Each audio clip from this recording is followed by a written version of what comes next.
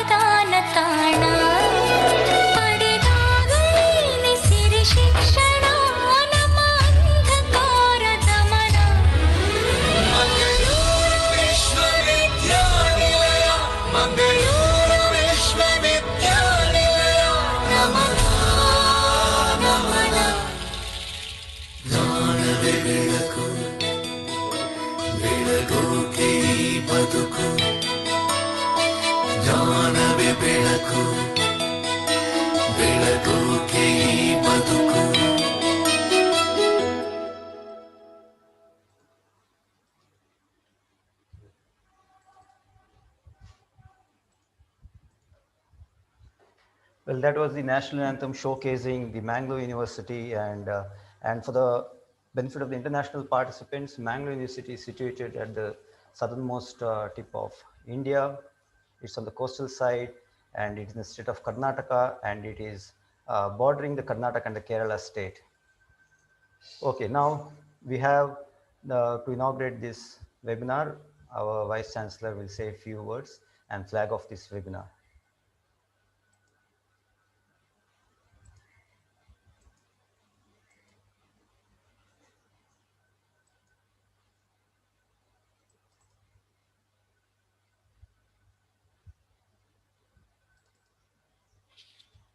Greetings from Mangalore University.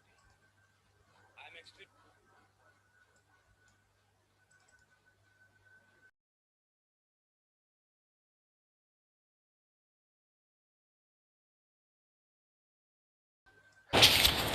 Greetings from Mangalore University. I am extremely delighted to inaugurate the international webinar on electromyography applications in sports, organized by the Department of Postgraduate Studies and Research in Physical Education of our university. Distinguished resource persons, Dr. Saju Joseph from Malaysia, Dr. Senthil Kumaran from the Manipal Academy of Higher Education, Manipal, Dr. Gerald Santosh D'Souza, the chairman of the Physical Education Department of our university, the registrar of our university, Mr. K. Raju Mogavira, KAS, convener of this international webinar, Dr. Prasanna BK, the faculty members and the students of the Department of PG Studies and Research in Physical Education, and ladies and gentlemen. Sports science plays an important part in today's world of sports. Valery Borzov, the 100 meters gold medalist at the 1980 Moscow Olympics, was considered as a perfect athlete to be produced in the laboratory, not literally, but having been assisted by scientists in analyzing technique and performance. The then East Germany, with their secret lab assisted techniques, produced many champions. Dick Fosbury and Perry O'Brien were the earlier proponents of using the laws of physics and translating them into performance in high jump and shot put, respectively. From then on, sports science has grown by leaps and bounds in Western countries, and just as in many other technologies, in sports technology also, they are miles ahead of the developing countries. India woke up to the reality of using scientific resources when the former sports minister, Mr. Rajyavardhan Singh Rathore, started the onset of Olympic medals, albeit few, but still, which led to winning of more medals in subsequent Olympic Games. When Abhinav Bindra won the gold medal using modern techniques, India became aware that these scientific inputs go a long way in deciding the medals in the highest sports competitions in the world. At present, many sports science facilities are coming up in private sector as well as sponsored by the government. Mangalore University, being one of the top sports universities in India, is not far behind. Taking advantage of UGC assistance, it has developed a sports science laboratory of its own.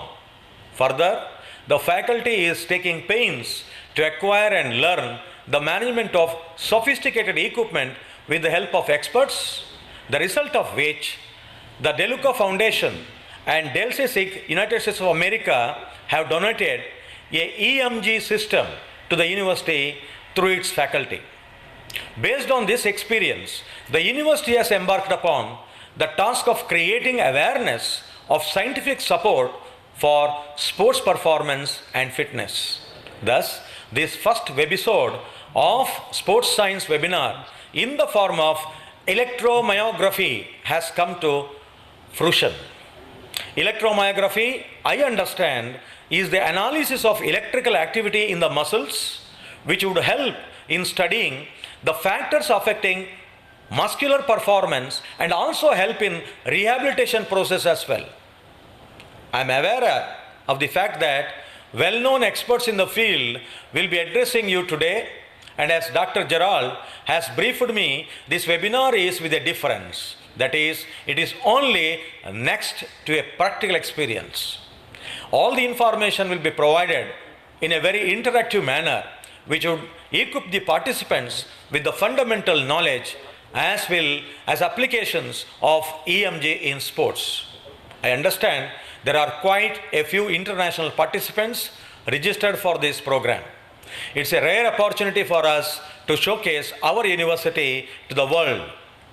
On my behalf and on behalf of Mangalore University, I welcome you to participate in this Sports Science Webinar 1, Electromyography, its applications in sports.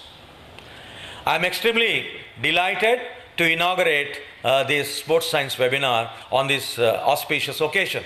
With this, while expressing my happiness in addressing you, I also wish the organizers the very best in conveying the information as well as to the participants to have fruitful sessions, meaningful discussions, deliberations in this webinar. Thank you and good day, all of you. Thank you very much for your time and opportunity.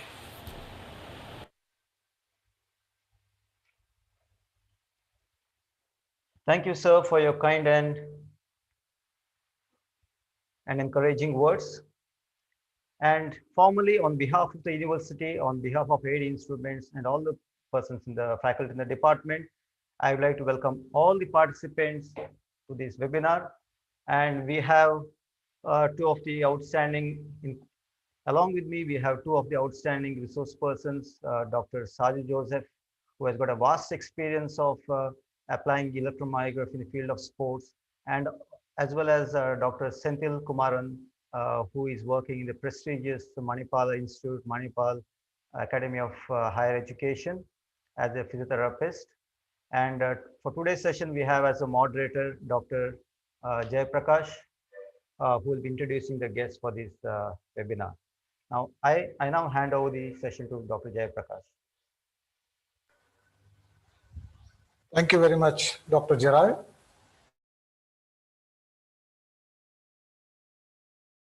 College, Mangalore, moderator for today's international webinar on electromyography applications in sports, organized by the Department of Physical Education, Mangalore University.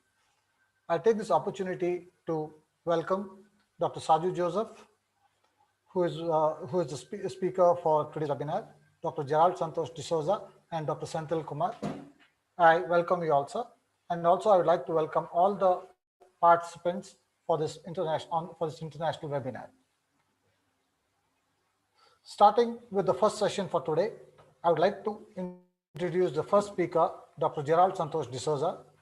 He is a director in the Department of Physical Education, Mangalore University.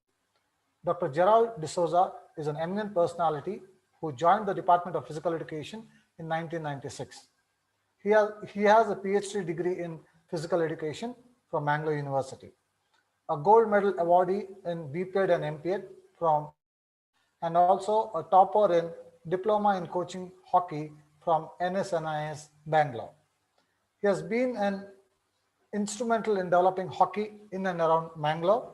Also, he has been a successful coach of the Mangalore University women's hockey team, which has won many laurels in the inter-university hockey tournaments. He is also an active sportsman who still actively participates in marathons and half.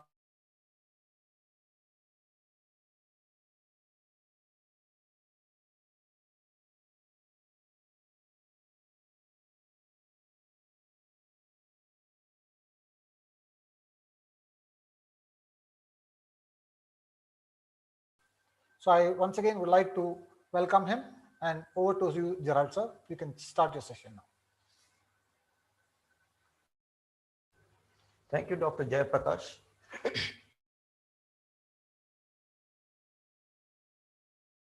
minutes just to give you a background of this webinar.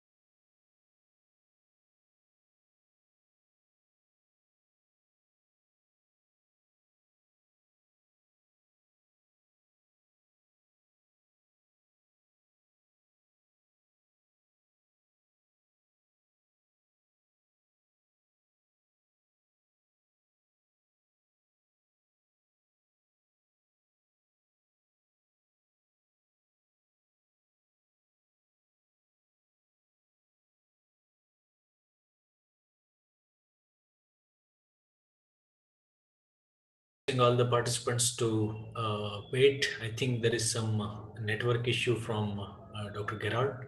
So we will wait till he joins back.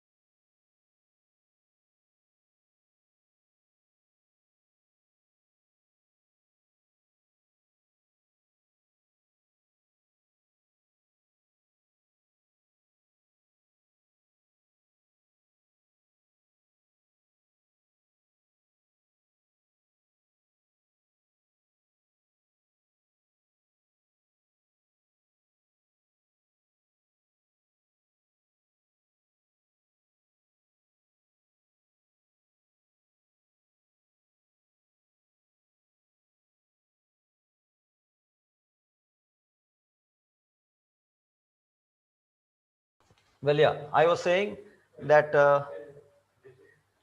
due to the contact of Mr. Suman from Aid Instruments, we got the opportunity to get acquainted with the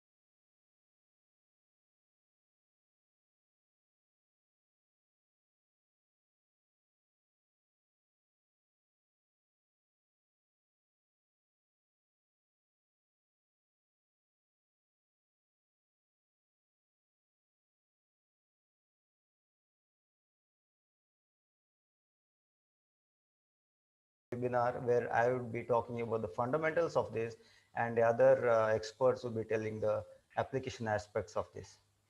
So I'll be sharing my screen with these few words. Let me come to my topic.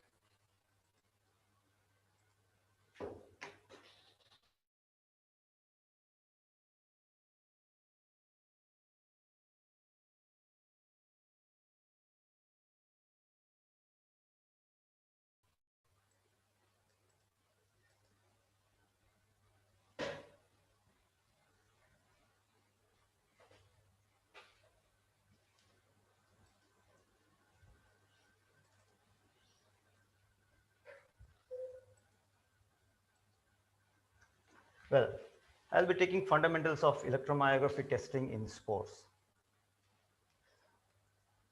Now, what is electromyography? You know, the word electromyography means myo is muscles, graphy is graph writing, and electro is electrical signals. So electromyography literally means the electrical signals of muscles. So here we study the muscle electric signals which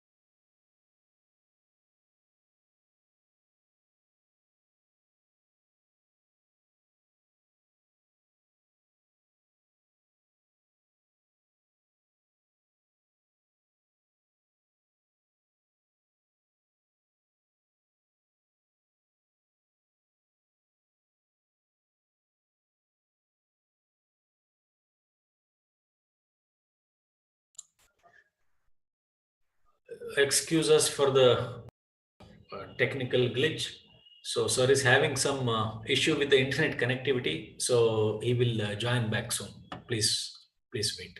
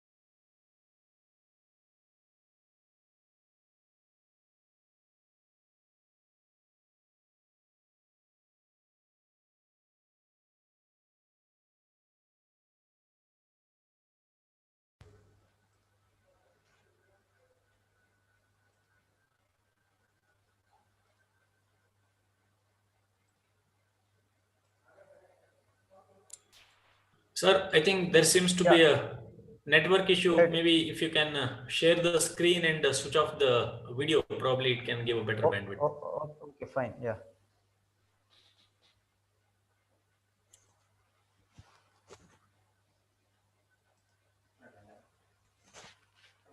ಇಲ್ಲ.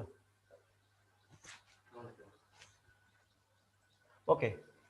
So here you can see the three pictures of EMG, ECG, and EEG. Well, all the three, the EEG is an electroencephalography, which is the collecting of the brain signals, electrical signals from the brain, right? And so you can see all these three are collected, acquired, and presented in form of a graph. That it goes to show that the electrical signals are going on throughout the body, And EMG is the collection and analysis of the. Sir, Now, in the heart, there's a sorry, difference. sorry to Yeah. interrupt. Yeah, can you maximize? Yes, thank you. Ah. In the heart, you can see there is a uniform pattern of electrical activity. There, of course, there should not be any deviation from it because it can be interpreted as a problem in the heart condition. But in muscles, there are varied patterns of movements. So electrical activity keeps on changing based on different factors. For example, the size and number of fibers recruited, the health of the muscle, and the neuromuscular coordination, that is the connection of the nerves to the muscle, and the age of the muscle, if a person is old or a person is young with the better muscle toning, and the level of nervous stimulation. And so it studies the patterns and detects the lack of study the squats, it study the quadriceps. It shows the activation in different muscles, different that is maybe rectus femoris or vastus lateralis or vastus medialis. All the four group of muscles, it shows the lack, whether lack or a different ratio of activation in these muscles. Then there is unbalanced contraction levels in symmetric or paired muscles, whether in the right side or left side, what is the balance or what is the coordination or what is the level of activity.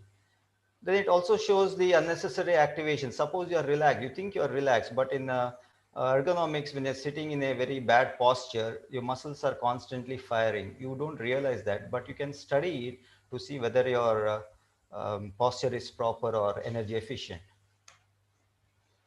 Then how does this occur? How does this neuromuscular occur? A little bit, a brief physiology into this. As we all know, the messages to and fro in the nervous system are sent through the synapses of the different nerves. But at the muscular, specifically at the muscular, there is something called as neuromuscular junction. And this, when the stimulation comes to neuromuscular junction, there is an exchange of ions, and which causes depolarization in the muscle, which causes the creation of action potential, which in turn causes the release of calcium ions from the sarcoplasmic reticulum, and thereby creating some kind of binding in the actin and myosin filaments, which we call as sliding filament theory. So ultimately, we can say that the whole concept of electrical signals happens because of the depolarization or the creation of an action potential. And briefly, to give you a picture of this, is the neuromuscular junction. On the left is a macro picture where you can see how the nerves are connected to the muscles. Many sets of muscle fibers are connected with a nerve connection. And on the right side, you can see the microscopic at the neuromuscular junction, how there is a connection between the nerve and the muscle. So now what is electromyogram? It is a small electric currents are generated by muscle fibers prior to the production of muscle force. Like I said before, these currents are generated because of an exchange of ions across the muscle fibers and the nerve endings. And this starts a process of signaling for the muscle fibers to contract. Now, this electric current we capture, we acquire, and this is called as electromyogram. Now, surface EMG is the most common method of measurement. There are other kinds of EMG normally used in medical conditions or rehabilitative conditions called invasive or using wire or needle. But normally in sports, in a kinesiological analysis, we use surface EMG. Now, there is a lot of research going on in electromyography. So let me just present some of the research. Now, this measurement of these signals, electrical signals from the muscles, is dependent on a number of factors and amplitude of surface signal. Amplitude means the range of the signals, that is the highest and the lowest. And this is captured in the form of voltage, that is microvolts or millivolts. And this amplitude, the time of firing of the muscles, and the frequency of firing of the muscles depend upon the timing and intensity of muscle contraction, the distance of electrode from the active muscle area. Now the sensors or the electrode, when you connect it to your skin above the muscles, it has to be at the exact spot. If you deviate from that, if you deviate from the muscle, there can be a change in the electrical signals. Then the properties of the overlying tissue. Even the properties of the skin are also very important. If you've got a thick skin, maybe the signals might get may not be that reliable. Similarly, the important aspect is the electrode and the amplifier properties. The hardware is very important because it is through that the signals are acquired. Then the quality of contact between the electrode and the skin. Sometimes the skin should be clean without any kind of oil or hair. So you should prepare the skin before contacting or before attaching the electrodes. Then, but the most important thing for us when we talk of electromyography, remember, is the time and intensity of muscle contraction. Time is how much time the muscle is contracting for a specific activity, and what is the intensity of muscle contraction. Now, there are methods to reduce the impact of non-muscular factors on the EMG signal. One thing we have to keep in mind is that, it seems easy, just fix the electrodes to the muscles and you get the electrical signals. Well, it is not that simple. There can be many other factors which can add to the electrical signals. We call it as noise, or we call it artifacts. Now, this can be based on because of the wrong connection of the electrodes, or based on external influences, external factors such as your other electrical appliances, or even if a person has got a pacemaker, even that will affect.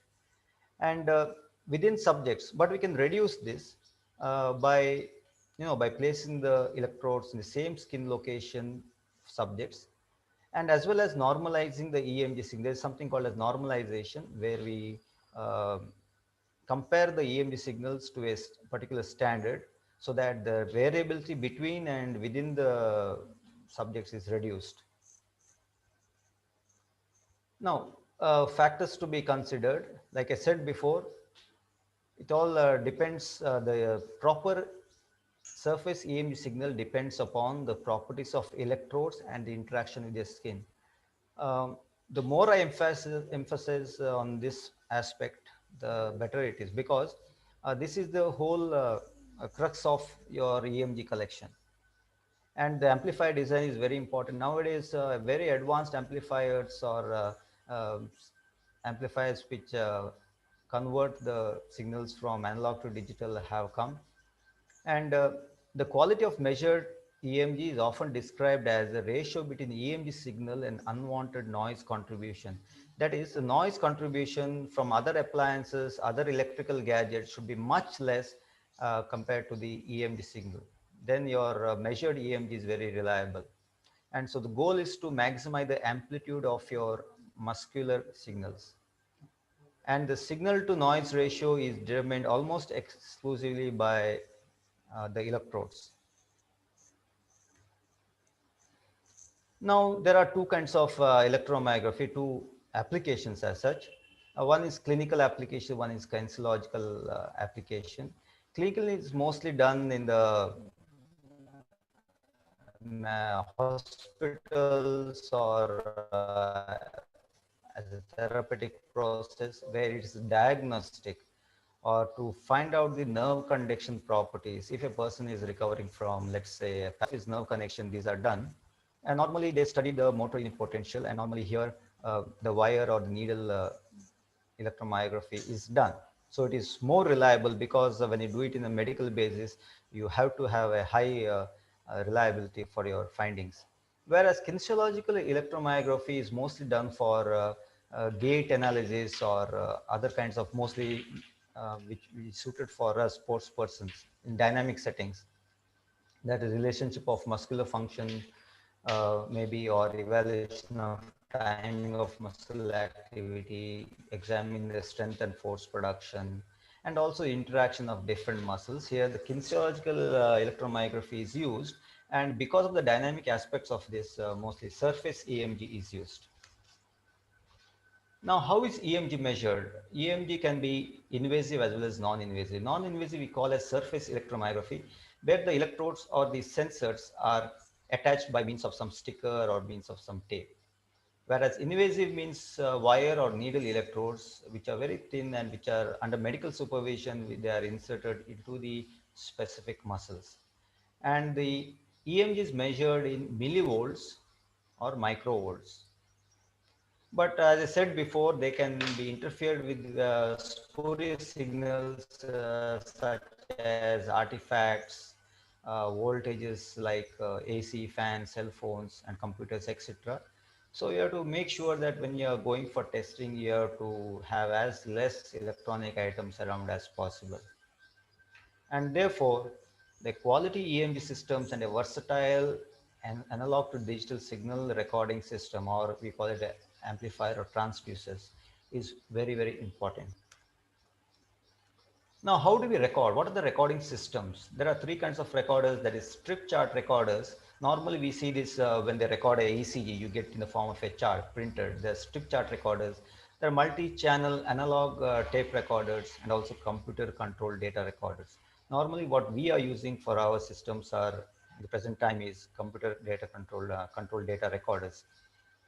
Now, in each of these instruments, the response of recording device must be at least equal to that of the EMG signal being recorded, meaning they should have the capacity of getting the EMG signal. And for surface EMG, normally signal is gathered in 10 to 500 hertz. And the direct online recording into the computer is always preferable and is done nowadays. And recording can be done either through cable or telemetry. Cable is attaching wires, but this is not very suitable for dynamic type of testing. But telemetry, that is from a remote source or more specifically by cordless sensors, is also done, especially for gate analysis or dynamic EMG testing. And the quality of recorded signal is principally controlled by two factors. The sampling rate. Remember this word, the sampling rate is very important, as well as the amount of artifact, which I've told before, which are the non-EMG components in the recorded signals. We have to reduce these non-EMG components. Now, for us physical education professionals, what does EMG mean? What is the use of EMG? Well, I'm sure all of us must be thinking, can I do this? What about the equipment? What about the cost and all those things? Well, those things are there. But more importantly, as professionals, we have to be aware and educated about the latest technologies. Maybe we might not, all of us might not go for actual testing, but we should understand what is happening and what other people are testing and giving the results. We should be able to apply it in our fields. Suppose I'm a gym owner, gym instructor, or a fitness trainer.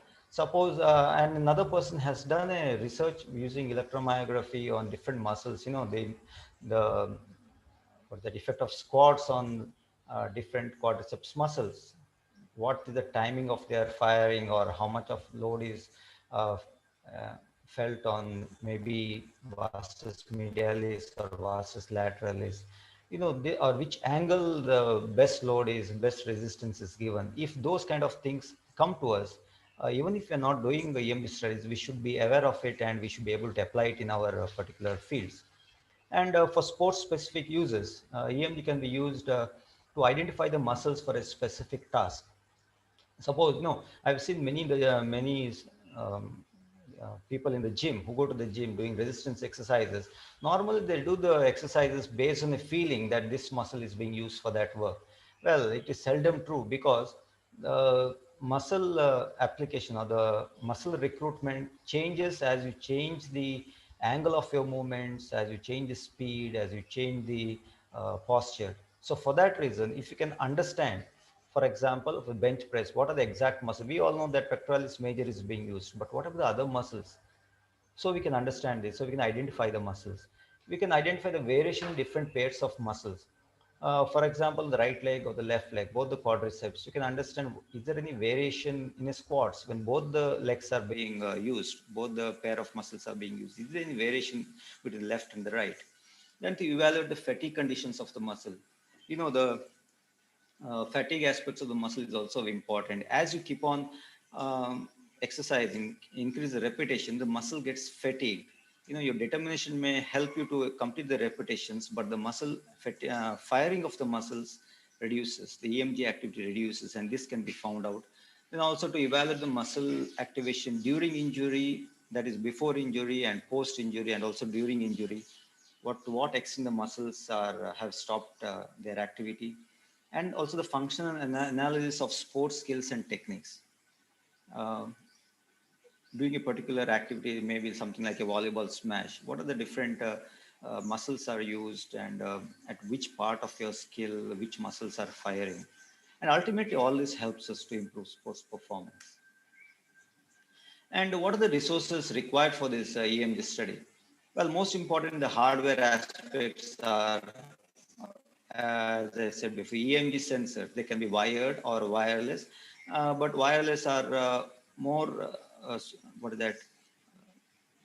For dynamic activity, wireless are more preferred, but wired are actually more reliable. But if you are doing it in a stationary position, wired is good. But with the recent advancements, I don't think there's much difference between wireless and wired also. Then there is, which we are using, we have got the Delphi 7 Trigno system. Then there's also the Noraxon amplifier as EMG logger application. Of course, you should have the sensors also. We can do it in Bluetooth device also, then a laptop, and importantly, amplifiers or transducers or signal recorders are very important. And the software, a lot of companies give the software, like we are using a lab chart by AD Instruments, and they're also software by Delcis or Noraxon or other by iWorks, which I have displayed on the screen. So hardware and software are very important. Now, what are the steps involved in EMG analysis? Well, first is you have to find out the objectives of the study. That what do you want to study, do the study on, whether it is strength or evaluation of injury or gait analysis, and identify the task. If it is a strength, what do you want to find out the strength compared between different muscles, or do you want fatigue? Then to locate the muscle, which part of your body or which muscles you want to really do the study on. Then identify the site. Suppose the quadriceps, identify the site, identify the muscles, and place the EMG sensors on those muscles. Then connect this EMG sensor to the hardware software, conduct the task, that is the exercises. Well, you conduct the task, the data acquisition, data is acquired in your software. Then analyze the data. There is the raw data is derived. I mean, other parameters like RMS, the integral is derived from the raw data. You have to analyze the data. Then you have to prepare the charts and reports. Now, this is the brief steps involved in EMG analysis. Performing the task, signals are captured, raw data is captured, and it is further processed, and finally it is interpreted. Now, let me go a little bit deeper into this EMG data acquisition. The EMG electrodes can be invasive or non-invasive. To my left, we can see the EMG electrodes or sensors from Delcis and Noraxon. To my right is on the right of the screen is the needle or wire bio electromyography. And amplitude of motor unit depends on the diameter of the muscle fiber. Like I said before, distance between active muscle fibers and the detection side. There's a lot of fat, even then the amplitude might suffer there. Then filtering properties of the electrodes themselves. So the electrodes are gathering all the signals from outside is very difficult. Electrodes should be very specific. You should gather only the signals from the muscles. Because the objective is to obtain a signal free of noise. Noise, I said, external sources of external signals. And the electrode type, that is electrode of the sensor and the amplifier, play a very important role in obtaining a noise-free signal. Now, recent manufacturers take this as a challenge, and they are trying to do everything possible to get the best, the most appropriate amplifier and electrode.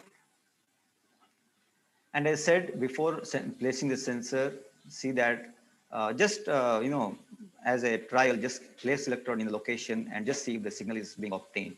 Just see that the signal is being obtained well before attaching it, for the data acquisition. In preparation of the scale, light hair won't matter much because nowadays the sensors are fine, very advanced. But if the person has got thick hair, then you have to clean it up. or if the skin is oily, then you have to clean it with some alcohol so they can get the best signal possible. And normally there are a lot of references about how to place an electrode on a specific muscle. And as I said before, this noise, that is external signals, have to be reduced so that you can get a clean and clean muscular signal, electrical signal from the muscles.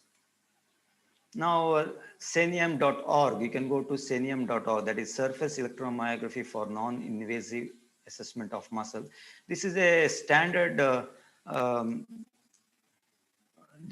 the multinational consensus have come up with a standard set of references, set of instructions, which is accepted globally about how to attach the sensors with the proper landmarks.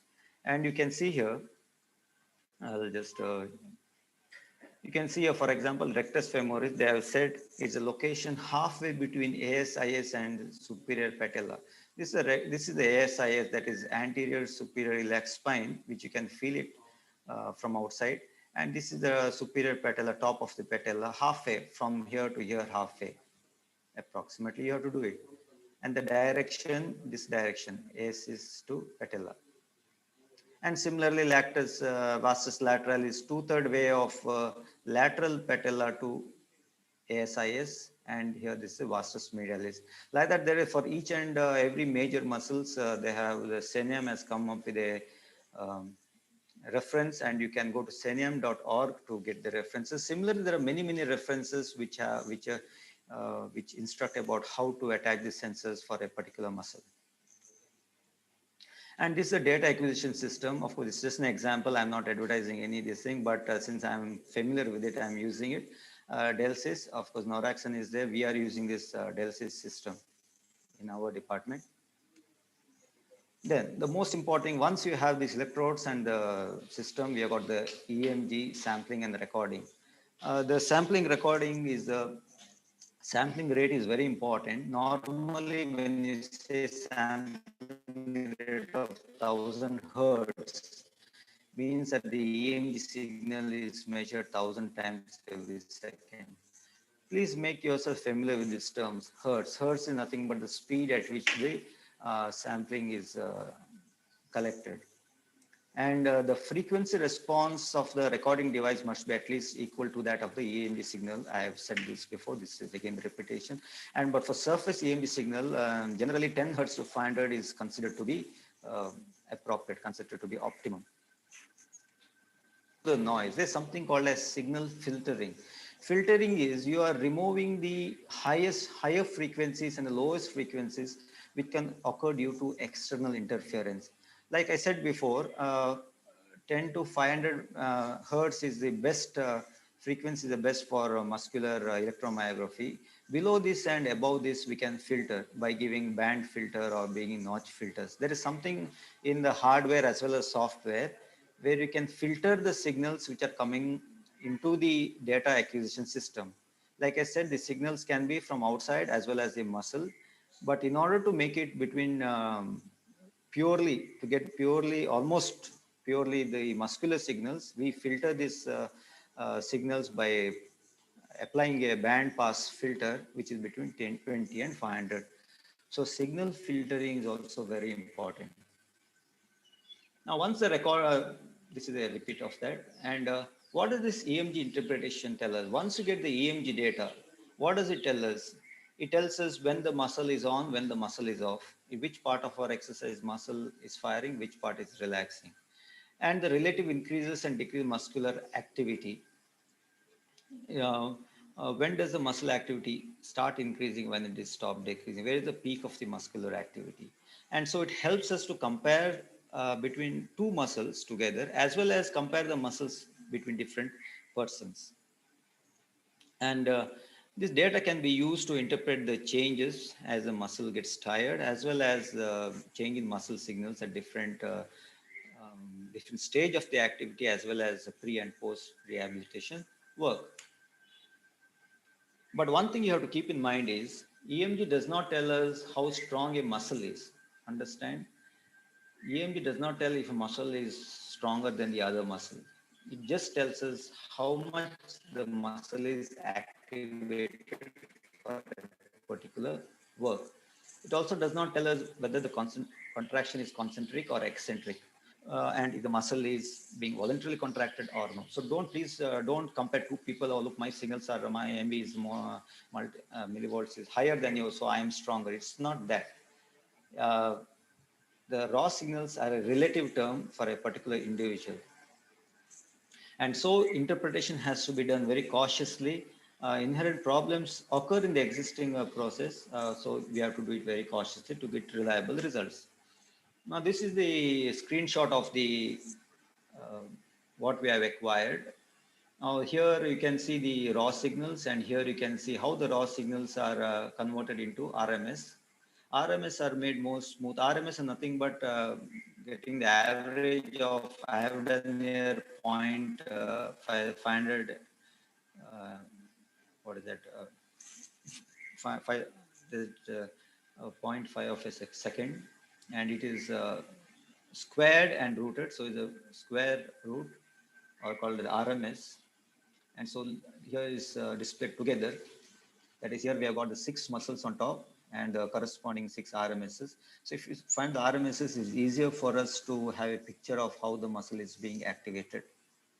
So this is what we got. This is what I got from the lab chart from AD Instruments, but various other systems are also there. And now let me come to the more of the interaction aspect of this.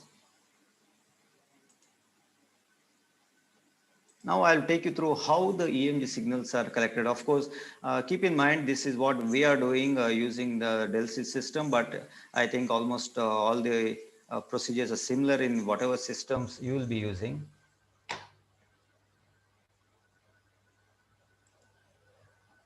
Now this is what you can see in my hand is a DELSI's sensor, which we recently got from the, it is a Bluetooth sensor also. It can be connected via Bluetooth to a mobile device, so it need not take the whole amplifier as such. And it is blinking in the sense it is paired. And these are the contacts which come into contact with the muscles when they are stuck to the skin. And these relay the signals.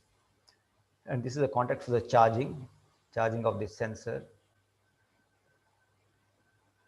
And the arrow shows that you have to align this arrow with the length of the muscle.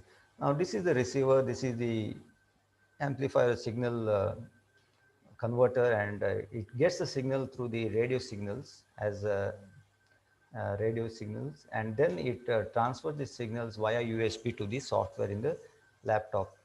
It also acts as a charging dock for the sensors, and you can see the USB port as well as the charging port.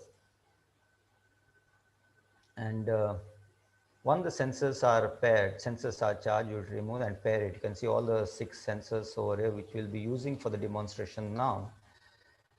And this is paired using the DELSI's utility system in the laptop.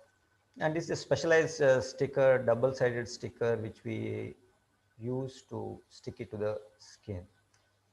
Once you stick it to the, you peel off the outer cover and stick it to the muscles. Here we are using the quadriceps muscles, that is rectus femoris, vastus lateralis, and vastus medialis on both the legs. And once the sensor is paired, then we go for the testing.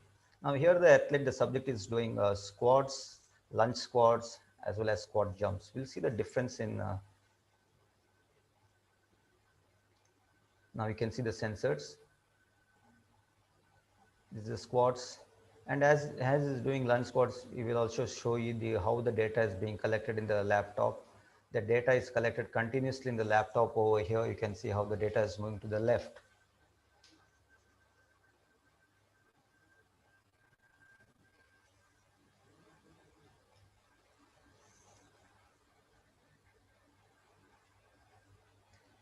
You can see here, as well as now we'll be doing the squat jumps next. You can see the gap between the firing is less in the squat jumps because it's almost done on a continuous basis. You can't stop in between. So this is the data which we have acquired from that particular subject while doing squats, squat jumps, and squats, lunges and squat jumps. And here you can see the six muscles. From the top three are the left quadriceps, that is the top is rectus femoris left, vastus medialis left, vastus lateralis left, and the bottom three are rectus femoris right, vastus medialis right, and vastus lateralis right. For those of you may not be aware, vastus lateralis is the thigh muscle on the outside, vastus medialis is thigh muscle on the inside, and vastus rectus femoris in the center.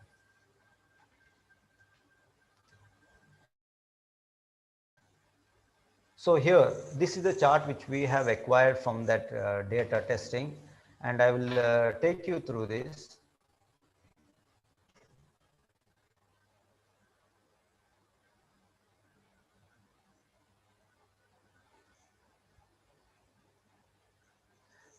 Now you can see the electrical signals from the muscles which I got for 5 repetitions.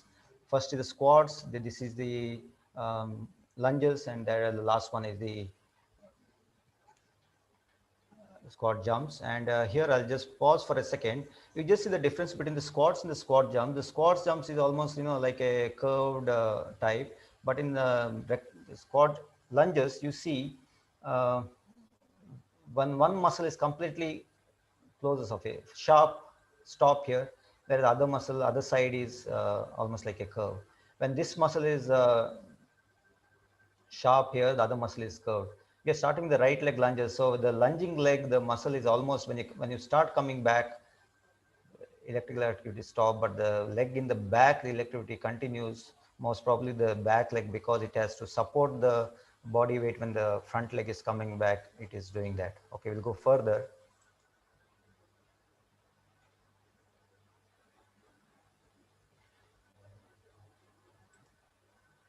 Now we have here we have a real-time demonstration of how we have used the video to find and how to coordinate the video as well as the recording.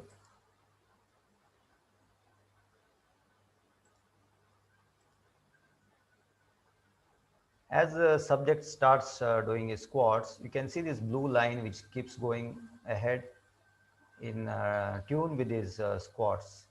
When his squats is coming up, let me just stop when okay, here, when I stop it here, you see at which part that blue line stops over here. See is um, the electrical signals over here. It's not yet reached the peak, but I think when he's about to get up, that is where he's putting the force to get up. That time the muscle is reaching the peak.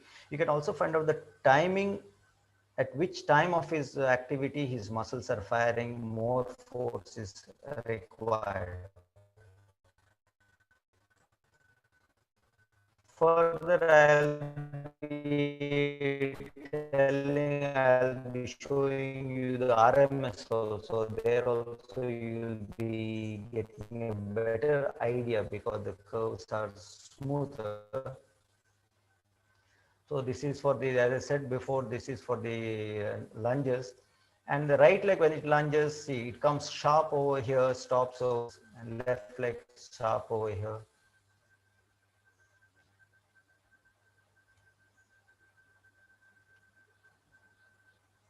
So this is what is happening over here in lunges. See, the different active muscles are recruited in different way. I'll show you the values also later on. And then we have got the squat jumps, where the difference between the repetitions are much less because it's a continuous sort of activity. You can't stop in between. But of course, raw data is very, very important.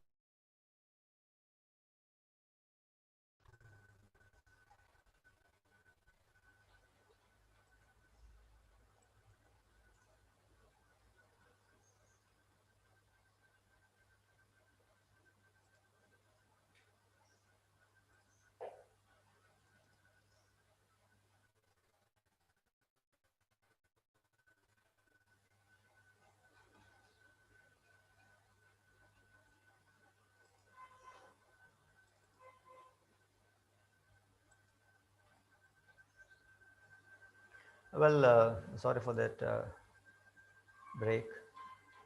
Where we here. Well, this is also done for demonstration purposes, so don't take too much about the findings. But I've just, see now here, when he's going down, see, just when he's coming up, he's reaching almost the peak. You see this blue line over here. Now we can see it better with this RMS over here. So yeah, now it's just coming down the peak, but the different muscles are different. For example, rectus and this way, yeah. So this is a demo of how we can acquire the data, how we can interpret the data along with the software which we have here. And I'll just show you a brief about this software also. This one, well, he's doing lunges. Now see when he's, okay, here, okay, see, when he's doing the lunges, so the line is over here. Now he's doing the, just when it's coming up, his muscles are faking because it's push off. So we thought when you're actually going down, it happens, but the actual force comes when it's pushing off from the ground. So this way we can analyze, being a kinesiologist, being a sports practitioner, fitness practitioner, we can analyze which part of the movement the actual force is applied. And further going ahead, we'll apply all this data, we can put it on a form of a chart. This software also has got something called as yeah. This data, same data we have transferred it to uh, a chart over here.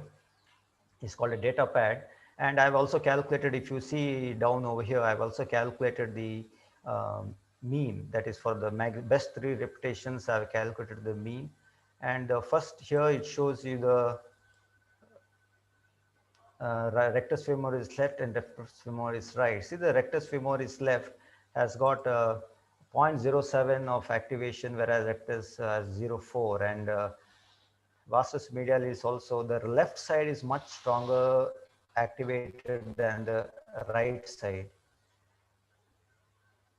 Same in all the other, the right side is much activated on the left side.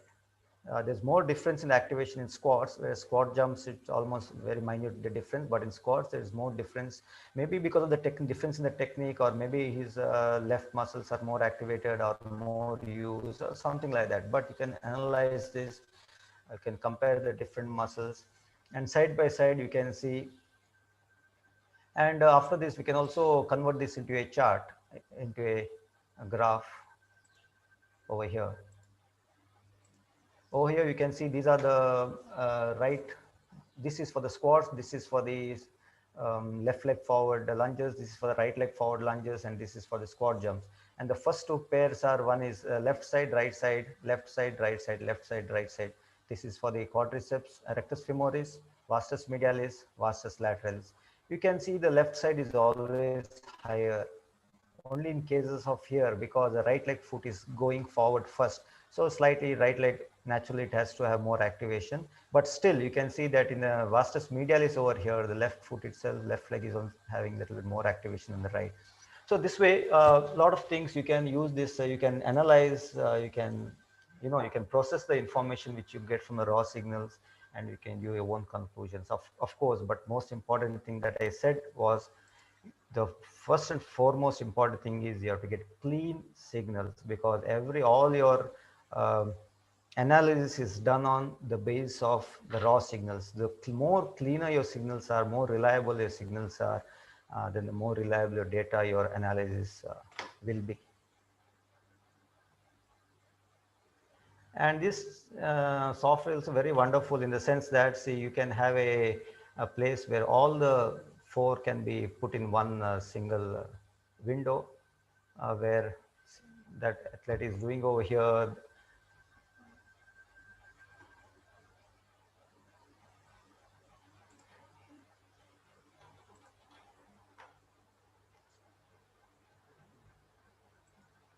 So athlete is working over here, and it is displaying on the screen. Of course, these are the process. These 2 are the, which one, the data pad, and these are processed. It doesn't happen live. Okay, so this is how you can acquire the data.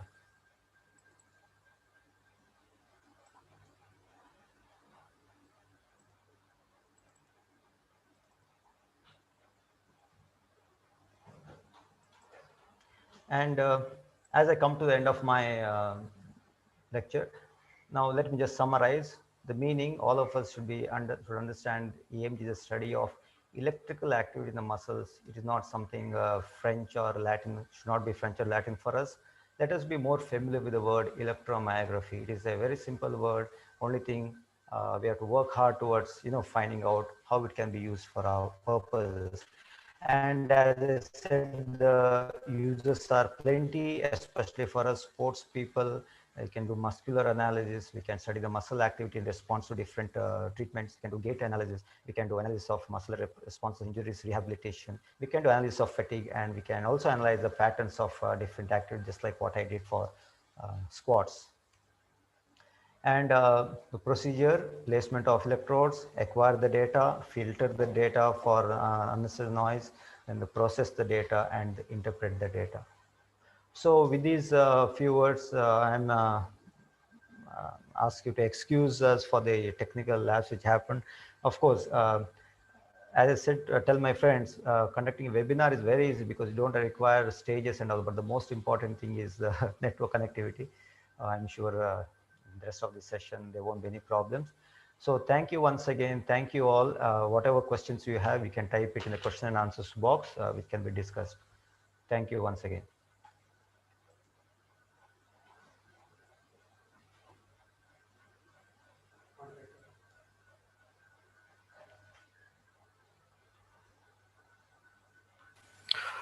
So now we have come to an end of the first session. We have a question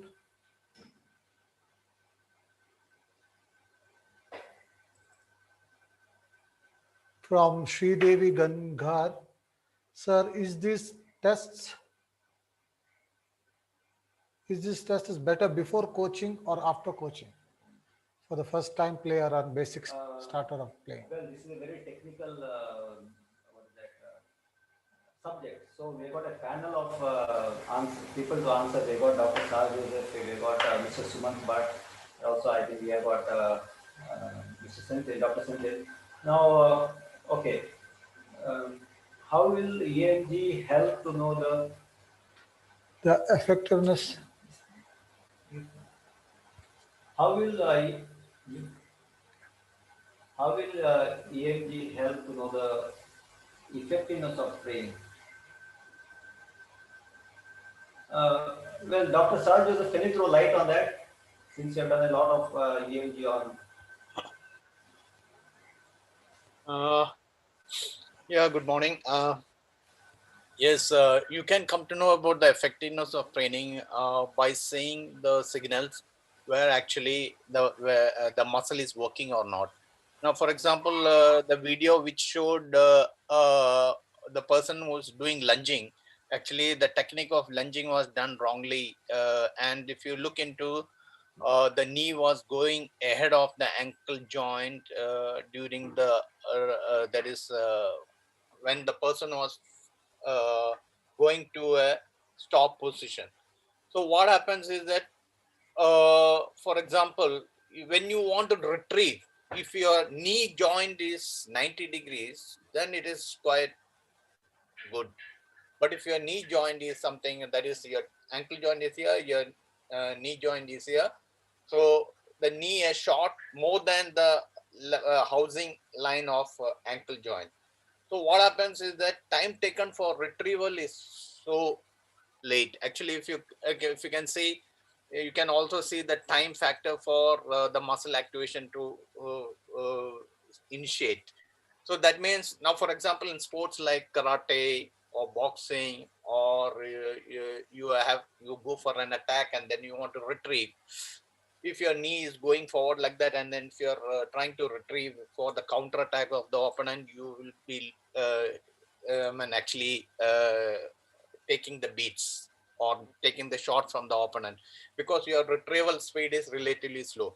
So that way we could also analyze what is actually the problem in the muscles, and if you can actually correct the technique from that point of view, then probably the retrieval speed of the athlete will be much faster. And also the technique of training, if you train the muscles according to that, then your retrieval speed, initiation angle also will be at a faster rate. I hope it gives you an information regarding that. Thank you, sir. The second question is, how is a data? How is the data compromised when an EMG sensor falls off during testing? No compromising. You have to do the test again. Okay. You cannot compromise that.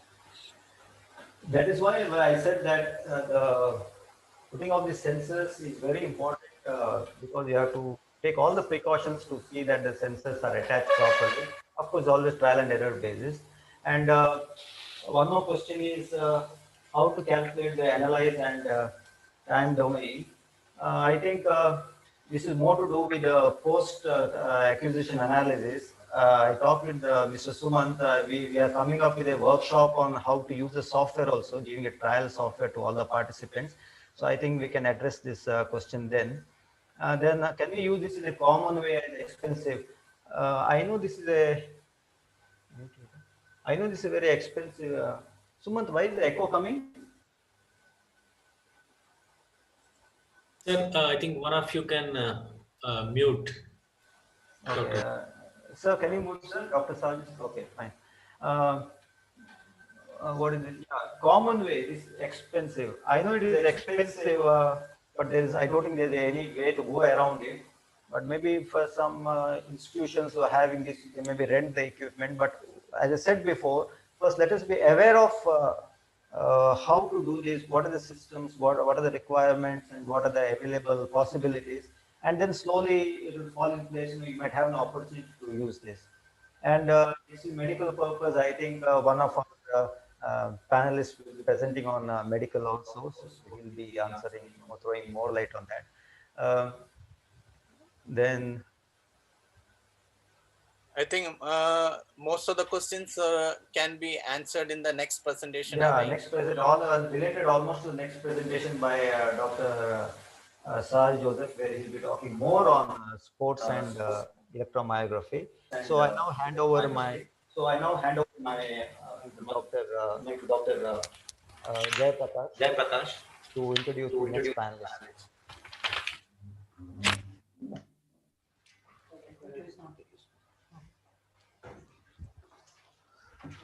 So moving on to the second session of today's webinar, I would like to introduce the second speaker, Dr. Sadhu Joseph, who is the High Performance Director at the Sports Authority of India, Bangalore Center.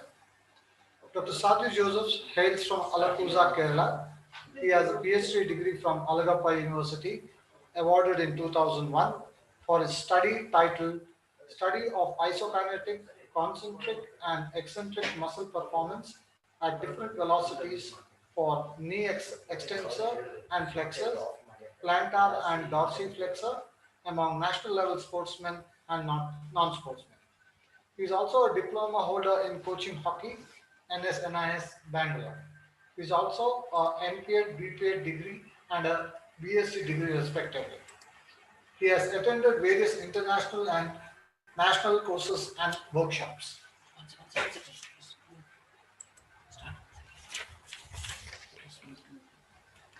I would like to introduce the second speaker, Dr. Sadhu Joseph, who is the High Performance Director at the Sports Authority of India, Bangalore Center. Dr. Sadhu Joseph hails from Alappuzha, Kerala. He is a PhD degree holder from Alagappa University, awarded in 2001 for his study entitled Study of Isokinetic, Concentric and Eccentric Muscle Performance at different velocities for knee extensor and flexors, plantar and dorsiflexor among national level sportsmen and non-sportsmen. He is a diploma holder in coaching hockey from NSNIS Bangalore Center. He is a MPed degree holder, a BPed and a BSc degree holder. He has attended various international and national level courses and workshops. Also has various awards and to his merits. He has also been awarded by Sahara Limited for contributing to Indian hockey team performance in international hockey in 2014. He has served as a senior biomechanist and high performance director. He was the head of the Department of Biomechanics at National Sports Institute in Malaysia.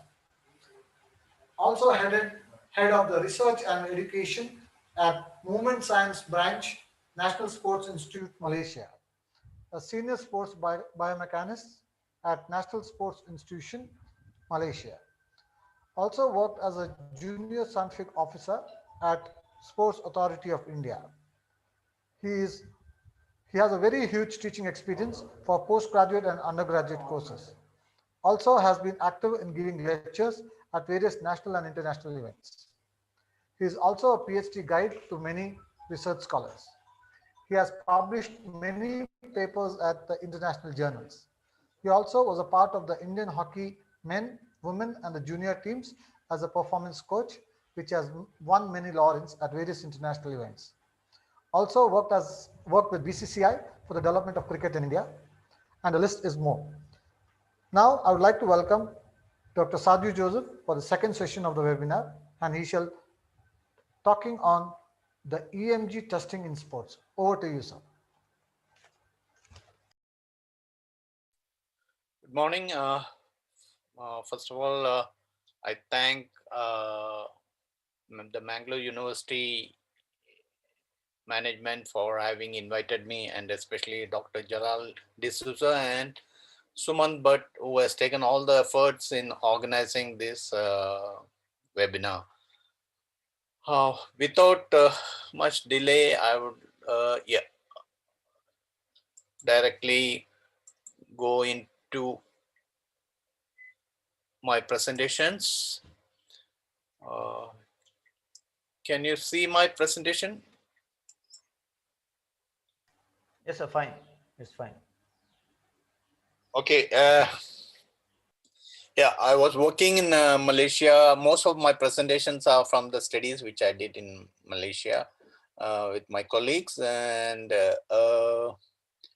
yeah, after coming over to SAI last year, joining Sports Authority of India, Bangalore as high performance director, not much of activities have gone into EMGs or anything like that, because more of coordination and education sessions were going on because of this corona. And so my presentation basically will be from my previous place of posting. And okay, just starting with the introduction. In sports biomechanics and rehabilitation, surface EMG is widely used for clinical diagnosis, muscle activation and strength training, functional training, research. And here in this study, I mean, in most of my presentations, you find that, okay, my data results will be presented either in terms of percentage or mean moles. Why percentage? Because when you do an EMG study, you have to always relate to your maximum isometric contraction, the muscle activation during the isometric contractions. And then you have to calculate whether each muscle has achieved that is a relative performance in terms of the percentage of effort put in isometric contraction. And that's how you normally represent the data in finally. And why mean volts? Because in my presentation, there are many injury-oriented cases which I'll be presenting.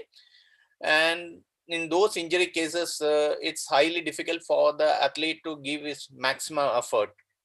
So whatever the mean volts that has been acquired from the data, through that itself, we are trying to interpret the data. So that's why the results will be on mean moles. So you before doing any study with EMG, it's always essential for understanding various aspects of the testing. One is knowing of the sports activity. Why you are doing the test, for what sport, and or what exercise, what is the effect of that exercise on that particular sport, etc. That you should know. Then mechanics of the technique, stages of technique should be known. Maybe whether you are going to analyze the approach or execution or the follow through aspects. In execution, you may be having the takeoff, for example, in volleyball smash, the takeoff and then contact, the spiking action. So whether it is in during the takeoff you have issues or during the execution part. Then muscle actions, whether the muscle actions are, why means sometimes some exercises are isometric exercises, some are concentric exercise, some are eccentric exercise.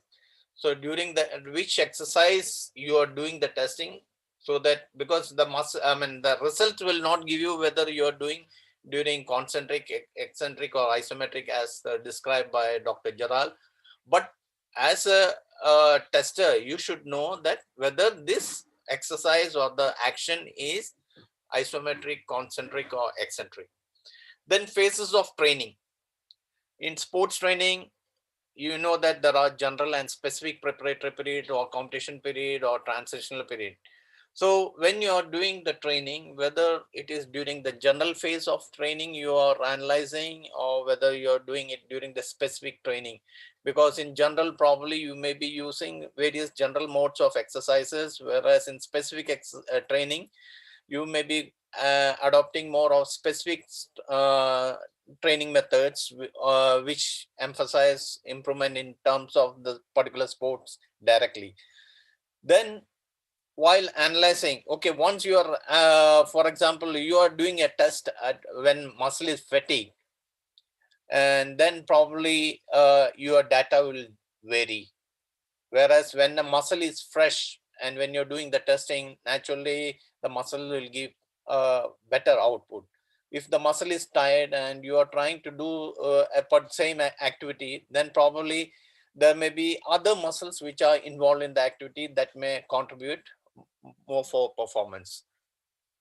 So here actually I start my presentation with shoulder pain in a butterfly stroke swimmer. So this was actually a butterfly swimmer who had pain in the right shoulder, especially in the anterior deltoid. Can you see my presentation? Yes, sir. Yes. Okay. So we did both dynamic and static testings. Here you can see a functional trainer. On that we are doing the testing. This is a functional trainer, Kaiser equipment. So where you can see the synchronized movements of both the extremities. Now, but I'll be discussing more of a isometric type of activity. Now we had actually put up the EMG on biceps brachii, anterior deltoid, pectoralis major, and infraspinatus, both on right and left side. Now this is almost it's an entry point of a swimmer. See, one thing here I would like to let you know is that okay, electronics and water does not go hand in hand. So if you take the electronic equipment to any pool or anything, probably it will get spoiled. So some of the tests what we are doing is only on land, that is in dry conditions, and enabling to analyze things from what we find in the land condition. So here actually I just wanted to I'm just taking a model, there's a toy for explaining to you. Let's say in swimming, it is let's say this is the entry point of your hand. Okay, entry point hand into the water. And most of the people think that okay, the force application start exactly when the person enters into the hand into the water, but actually it's almost in 90 degrees with this shoulder joint. That is the time when actually he starts to apply greater force. Now if he is applying greater force here, what happens is that you tend to find the person applying the swimmer, instead of traveling forward, he'll be traveling in the same place because most of his force is against the water. So the buoyancy will push you back. When you apply force like this, the buoyancy will push you back. So you find that you try to swim in the same place. You don't really move forward. So actual application of force is almost at 90 degree. So here, this is almost entry point, and you find here in this the anterior deltoid of right, that is the injured shoulder, starts to activate, and the pectoral muscles of the left is activating, whereas the right is relatively not activating that much. Now that was almost at 180 degree, and sorry, this is almost at 90 degree. That is where actually the activation is supposed to be done. Now here you find that the anterior deltoid, that is the right anterior deltoid, is activating, whereas the left anterior deltoid is not activating. And if you see here, the left pectoral is activating, whereas the right pectoral does not activate. Now, this is actually a issue of serious concern, because whether the athlete is doing the technique correctly or whether he is using the muscles right or not. Now, in slightly 10 degrees less than that, you still find the similar results of execution. That means the anterior deltoid is activating. So actually the anterior deltoid is supposed to activate when you actually lift your hands sideways, upward, or something like that, okay, or in forward direction. But when it's actually you're pushing down, anterior deltoid should not be activating, whereas the pectoral should be beginning to activate. So the same similarity of results were seen even at 80 degree angle, and also in 30 degree angle also. You can see in 30 degree angle also, the right anterior deltoid was activating and the right pectoralis was not activating. Whereas the left pectoralis was activating, and for the left anterior deltoid of this butterfly swimmer was not at all activating. Now, why is this issue of activation of anterior deltoid is that? Now, for example, let's say this is actually a serious issue with the technique of execution. So let's say that if you all can just experience by keeping your hand, the right shoulder, right elbow, and right wrist in one line, one plane. Keep your left hand on your pectoral muscle and try to push hard down. You find that, okay, the pectoral muscle is activating, whereas the anterior deltoid will not be actually activating that much if the elbow, wrist, and shoulder is in one plane of execution. But if you have your elbow higher than shoulder and wrist position, that means the elbow is slightly higher, the shoulder and wrist position is in one line, and now if you try to push down, you find that the pectoral muscle is not activating. So this is a issue with the technique. So if the swimmer during the stroke movement, if the elbow goes higher, slightly higher, then that makes the shoulder joint to internally rotate. So this internal rotation actually creates a kind of compression in the anterior deltoid, and that's why you find that the anterior deltoid is activating more, and whereas your actual bigger group of muscle, which actually is used for pushing down, starting with the pectoral and lat, but we have not done the lat, but then I just wanted to see the activation of pectoral. So in that angle itself, you find that, okay, the muscle is not activating properly, and instead of that, you have a smaller group of muscle which is activating. And in swimming, you know that, okay, people do around 6 to 8 kilometers of volume of training per day. So let's say in one lap, 50 meters lap, if he does around 25 strokes, imagine for 6 to 8 kilometers, how many repetitions of the strokes he may be doing. So more the number of strokes which you are doing for a smaller group of muscle under injured condition will make the things further worse. So this was basically an issue with the technique.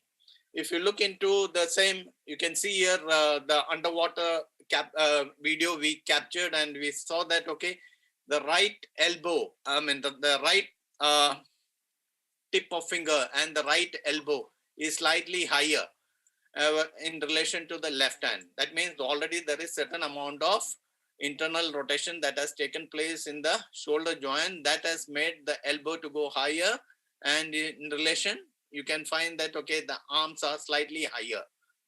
Similarly, if you look into the elbow angle, also not so clearly visible, but then if you can actually see, you can find the wrist position and elbow angle slightly over rotated.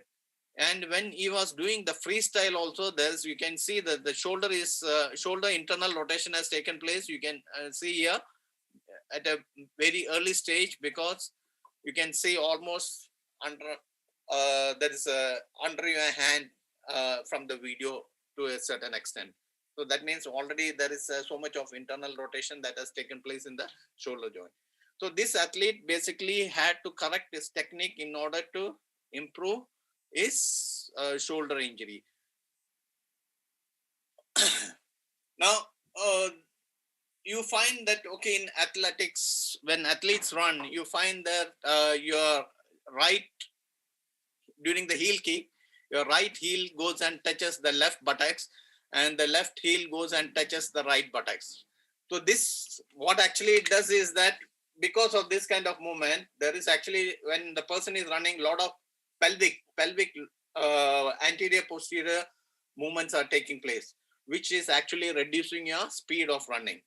And that also causes you to land onto the, if you look in here, you can see that, okay, that also makes you to run onto the lateral aspect, though here you can find, okay, he's landing onto the front foot, and also see the orientation of the foot is slightly averted during the full landing phase.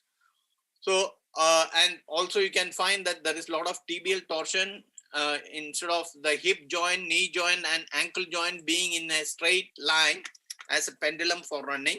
Instead of that, you find that the knee joint is slightly out and the ankle joint is slightly inward. Same you can find on the left side. Now this is actually creating a lot of problem for running technique. So we wanted to see actually what's why this is actually happening. So what we did is that in the gym, we asked the athlete, we put the EMG on biceps femoris and semitendinous, and also in lateral gastrocnemius and medial gastrocnemius. But our main interest of visualization is onto the hamstring.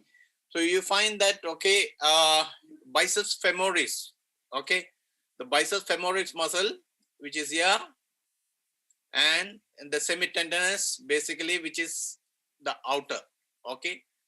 So there are actually three muscles there, but we are in a position to look into only biceps femoris and semitendinous. Semimembranous, which is there, we are unable to, because it's not on the surface of the hamstring area.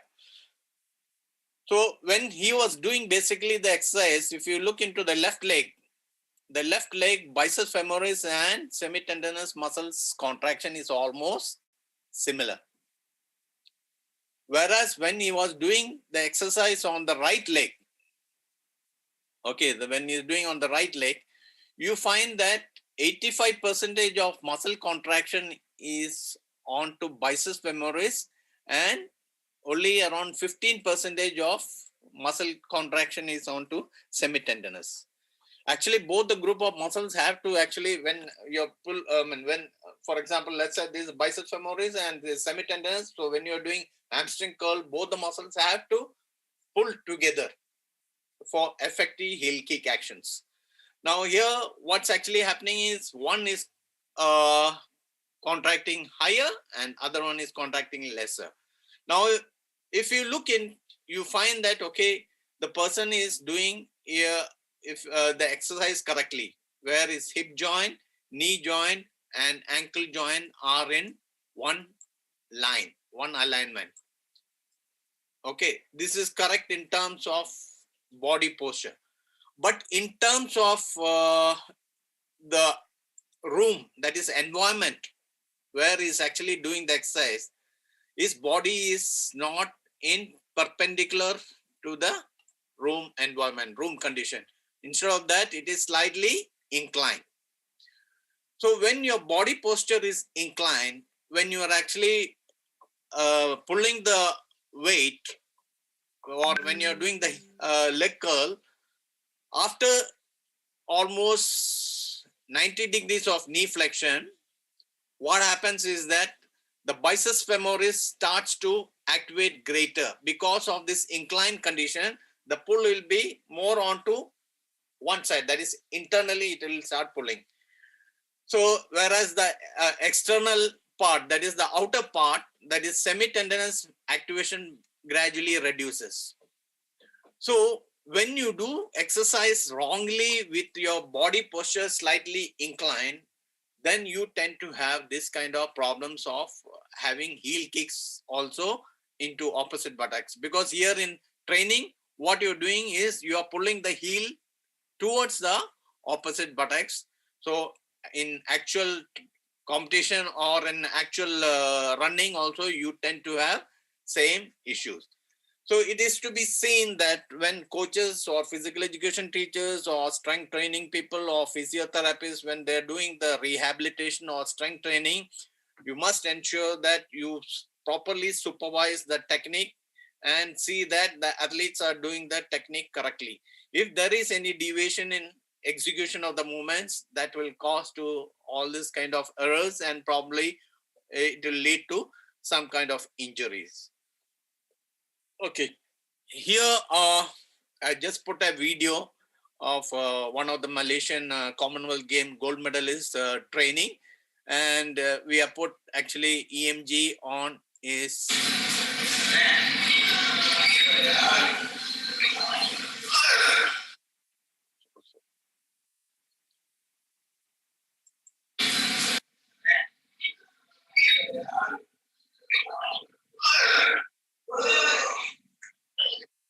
So here you can actually see that, okay, this athlete, I'm not going to explain certain aspects of this issue, because this actually to be a bit security oriented, because there are certain aspects in the technical things related to this lift.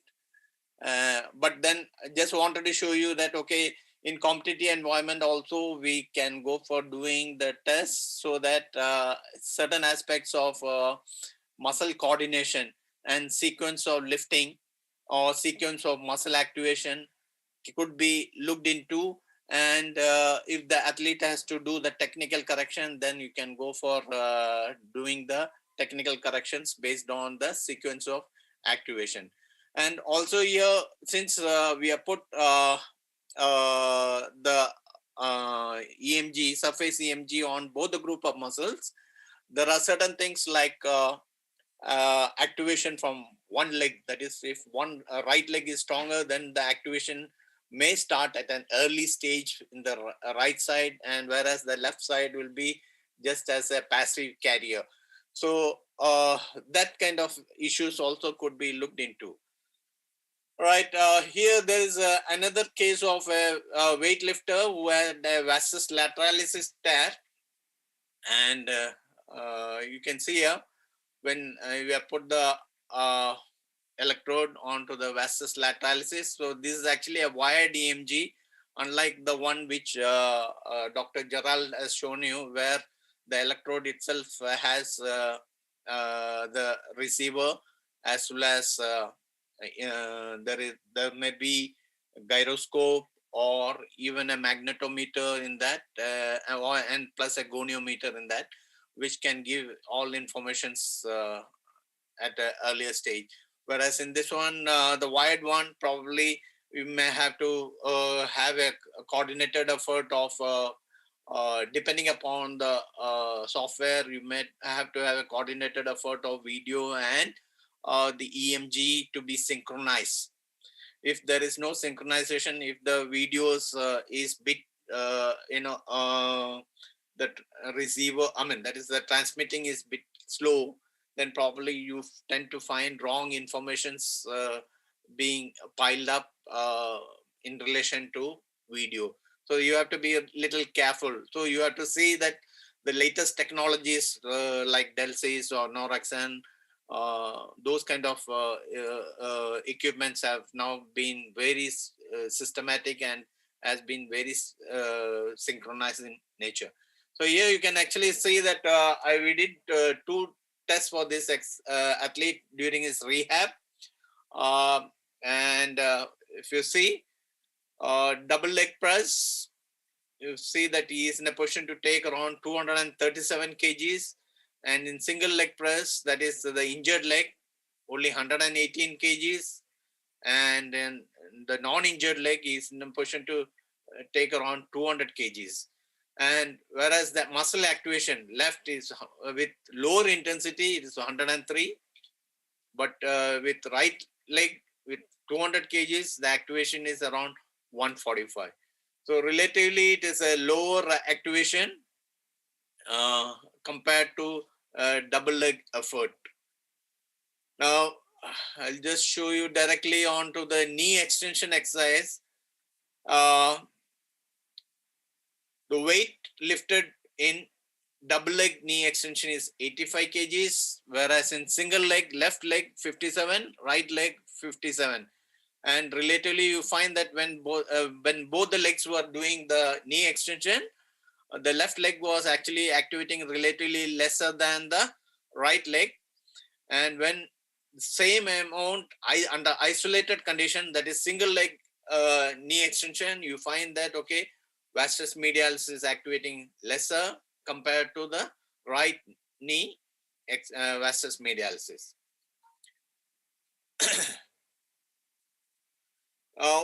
Same is on rectus femoris also. So here you find that the same weight was encountered, 85.5, whereas in left knee extension under single leg is only 57 kgs, but you find the activation is slightly higher, 280. Whereas if you look into the vastus lateralis, in 57 kg, it's in a position to almost show similar performance. Right and left is in a position to show similar performance. So this was actually a stage of rehabilitation to understand whether the athlete is in a position to activate the vastus lateralis similar to that of the non-injured leg. And the same athlete at a later stage, we went to look into certain things like half squat. Okay, after another 2 months of rehabilitation, so you find that okay, with 70 kg, you find that vastus medialis was activating this here, and vastus lateralis is here, vastus rectus femoris. So almost similar performance levels. Whereas when the weight was increased from 70 kg to 90 kg, there goes the issues. You find that see the performance of vastus medialis is drop, vastus lateralis is relatively drop, and the rectus femoris is activating. Now, on the non-injured leg, what happens? The performance was almost same, blue color, but the performance when from 70 kg to 90 kg it was increased, you find the medialis, lateral vastus lateralis and rectus femoris activating to a greater extent.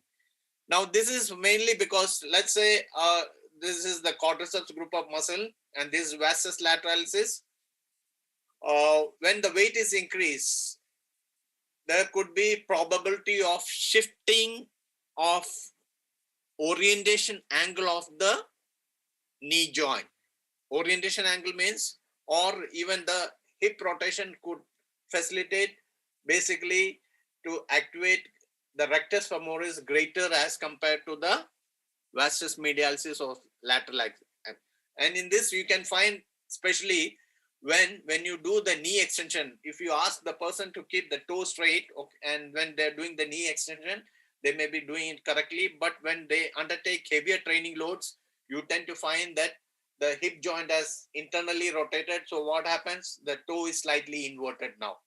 Now, when the toe is slightly inverted, you tend to find that rectus femoris muscle group is activating much more than the vastus lateralis.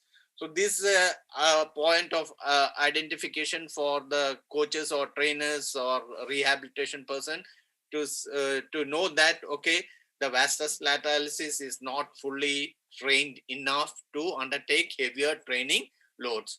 So if the person has to undertake heavier training loads, then the orientation of the foot has to be upward, and the athlete needs to strengthen the vastus lateralis, and the rehabilitation program for vastus lateralis has to be greater.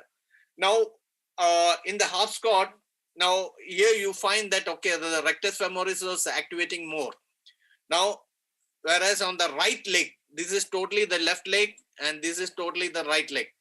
Now, when you shift in your body weight from left leg to right leg, that means left leg to right leg, then the activation, that because the whole weight is falling onto the right leg, then probably the activation of all this vastus medialis, vastus lateralis, and rectus femoris could be higher. So this is another indicator for you to understand that now this athlete, instead of concentrating the weight on both the legs, is focusing on shifting the weight from left to right. Okay. And similarly, this is clean and jerk activity. If you look into when the weight was increased from 60 kg to 70 kg to 90 kg, there is a gradual increase of weight in repetition. You find that vastus lateralis activation is gradually reduced and rectus femoris activation is increased. This is in the left leg. And in the right leg, if you look into, you find that there is a gradual increase from vastus medialis from 60 kg to 90 kg. Vastus lateralis is also activating to a higher level with increase in weight, and rectus femoris also is activating to a greater level. Now, this is the left and right hamstrings. There also you find there is a slight increase in activation. This is mainly because when the frontal group of muscles are being compensated with load, the back rear muscles will take the loading. So probably that will be activating more on an eccentric form. That's where you find that the hamstring muscles are in a position to activate to a greater extent. So now this athlete, actually, when he was doing the clean and jerk movements, what is to happen basically was that his left leg during the jerk, the left leg used to actually go front. That means the vastus lateralis is on left leg, and when the knee is flexed and kept in that condition, your left leg is likely to encounter heavy resistance. That is here, you can see here. Now this is the right leg. This is after the correction. So instead of right leg, the left leg, that other side is one which actually is to go forward. So this athlete basically, see, is almost 10 years of trained, experienced athlete. So automatically there is a neural automation that has taken place in him. So whenever he is doing the exercise, his left leg used to come during the snatch forward. I mean, that is during the clean and jerk forward. So what we wanted was, since his vastus lateralis was injured, we wanted to change his foot. Instead of left leg going forward, the right leg will be forward. Now here you can see in this, the quadriceps muscle, that if the leg which is behind trailing, the quadriceps muscle will not be activating that much other than to keep it straight like this.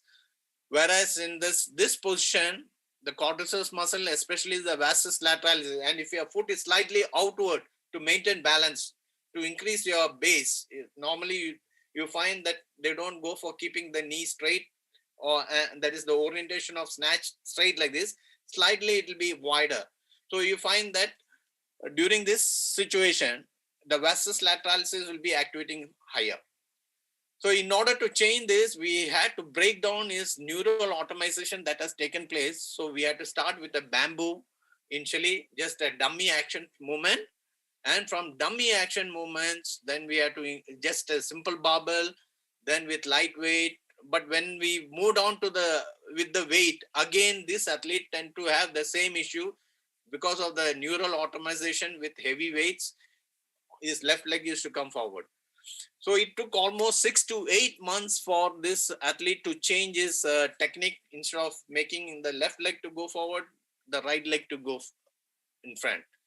And this guy went on to win a bronze medal in last Commonwealth Games after the technique correction. Now, this is a typical case of a bike fitting. Okay.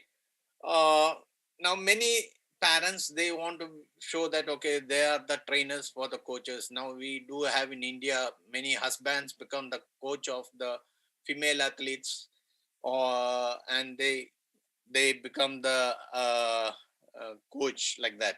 So in the same way, the parents were also excited to be the coach of their child. So they find that, okay, in internet, there are various methods of uh, bike fitting. So one of the parent did the bike fitting, and he came to us, and when we found that, okay, this athlete, when he see here, you can see without the EMG, and then we put the EMG to really show to the parent this bike fitting, what he had earlier was wrong, and the new bike setup is more more helpful. So in order to do that, again we did some EMG tests. So here you can see this, the blue one is before doing the bike fitting, and the orange color is after doing the bike fitting. So if you look into, see the blue one, the calf muscle, this left gastrocnemius, medial gastrocnemius, lateral gastrocnemius, and right medial gastrocnemius were activating to a greater extent, whereas the quadriceps group, rectus femoris, vastus lateralis, and rectus femoris and right vastus lateralis were relatively activating lesser. So this cyclist, instead of making use of the bigger group of muscle, that is the quadriceps group, is making use of his calf muscles in cycling. So here you can find that actually the calves are activating to a greater extent in the old bike setup, whereas in the new bike setup, the quadriceps muscles were activating. Now here you can see the quadriceps muscle started activating, and relatively the calf muscle activation was lesser. So wrong techniques, wrong setup of the cycle height, or how front the seat should be, or how low the handle should be, what is your knee position in terms of the pedals. If those things are set correctly, then probably you could have a better efficiency in cycling. Many people, when they start cycling, because of the wrong mechanics, you tend to find that many are having knee problem, low back problem, or ankle joint problem. So this all can be sorted out if you have a correct bike setup, and also if you can use the EMG to establish that, okay, the muscles activated during this are the real ones, which are large muscles or force produced muscles, then it would be really good in terms of that. Now this is a shooter. He basically had a shoulder impingement, okay, nerve impingement. Basically what actually happened was that this guy has not been doing weight training for last 20 years. So always, the deltoid muscle has shrunk, there is atrophy has taken place. And what was actually happening was that when he's doing a shooting, or when it's triggering, when he's about to trigger, you can find that, okay, instead of shooting his target, he's actually shooting his opponent's target. So instead of getting scores for himself, he is facilitating scores for the opponent. So this was a issue with this athlete, and you can see that. So what we did was that, okay, laser was put onto the gun, and we were tracking during the triggering how much of distance the laser light was traveling from the targeted point. Okay, so this was done with a high-speed camera, and we also had EMG also synchronized with the video. And from that, if you look into, you can see that the anterior deltoid was always activating in each and every repetition. and whereas the other group of muscles were relatively less activating. Now, this was mainly, again, an issue, as I said, it's a nerve impingement syndrome. What was actually happening is that when he's triggering that, the anterior deltoid is activating, and that makes the elbow, that is arm to shift onto the, maybe internally or moving towards the inner side. And that was causing the problem for this athlete. So there is only one issue, one thing which can be done for this kind of athletes. One is that, okay, to stop the activity and make the muscles to be disused. Disuse means not to train for shooting for some time, and during that 6 months you start to develop your deltoid muscle. So the atrophy which has taken place is to a certain extent it is compromised with certain amount of strength, and then the nerve activation will be relatively better. So it took again some time for this athlete to return back to the sport condition with such a injury issue. Now this is actually another badminton player. Gerald, do I have time, or so it's almost 12 o'clock? So do I have time, or? Continue, sir, no problem. Okay. So this is a badminton player who had actually undergone Bankart shoulder arthroscopy repair, resection and debridement done, and was undergoing rehab. And this athlete was supposed to be training for 2016 Rio Olympics. Okay, so we did some testing after certain amount of rehabilitation. So this is some with the equipment, we did some testing, and we did further some testing with EMG, dynamic swing movements with shuttle and without shuttle. Okay, so the athlete was asked to do, when we did the strength testing, okay, to a certain extent, the back muscles, that is right shoulder back muscles, that is especially the posterior deltoid, infraspinatus, serratus anterior, lower trapezius, upper trapezius, and levator scapulae, all were activating to the required amount. And it was showing, okay, the athlete is quite strong onto the shoulder, because she is in a position to bring back almost to his shoulder alignment. And the resistance was quite good enough for the athlete to perform. And so we wanted to look into under dynamic swing movements with shuttle and without shuttle.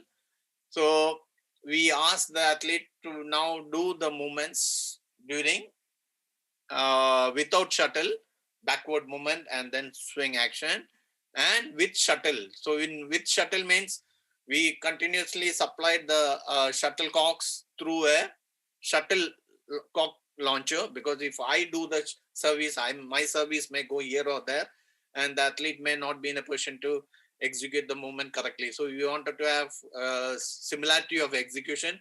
So we had a shuttle launcher which was set up at a particular angle, and the shuttle is to launch the this launcher is to launch the shuttle at a certain constant speed and a constant angle. And in such condition, this athlete was executing the movement. Now, if you look into the results, see, these muscles were activating much higher without the shuttle, and with shuttle, okay, with shuttle, the activation was relatively less. Okay. So you can see here the red one, with shuttle, the activation was relatively less, whereas the without shuttle, the activation was relatively quite high. Now, if you look into this from here, if you see, for me, it was actually quite appealing. So when we showed the result to the doctor, the doctor who is actually the sports medicine doctor, he doesn't know the basic technique of execution. That's why in the first slide, I told that you should know the activity. So the doctor did not know the activity. So the doctor says that, okay, with shuttle, if his muscle is not in a position to do the exercise, then this athlete cannot be cleared for participation for Olympics or starting her training for Olympics. Because according to the doctor, with shuttle, the performance is low, and without shuttle, she is in a position. That means with resistance, she is not in a position to do the activity. With resistance, without resistance, the person is in a position to do the activity. But if you look into this picture, see, without resistance, when the person was doing the activity, okay, during this, you have to actually, if you see here, the body is relatively erect, and you have, when you want to pull back, the muscle starts to activate. Okay, so relatively, see, you see the elbow drawn backward. So if you want to do the backward swing action, the muscle has to activate. Now, whereas in this condition, if you look into, the body is slightly inclined because the shuttle is launched from a higher angle. Okay, so in order to adjust the posture in relation to the shuttle, the person has to lean backward slightly. So when you are leaning backward, what happens? You don't, the gravitational pull of the earth facilitates your back swing relatively. That means the muscles are falling backward. So you don't have to really activate your muscle to that extent to pull back, because just your leaning backward will facilitate the weight of the arm and the gravitational pull to make the muscle to have its maximum stretch condition. So or the pull condition. So in that condition, you don't have to really activate, and that was the reason that this athlete was showing a relatively lesser activation with the shuttles.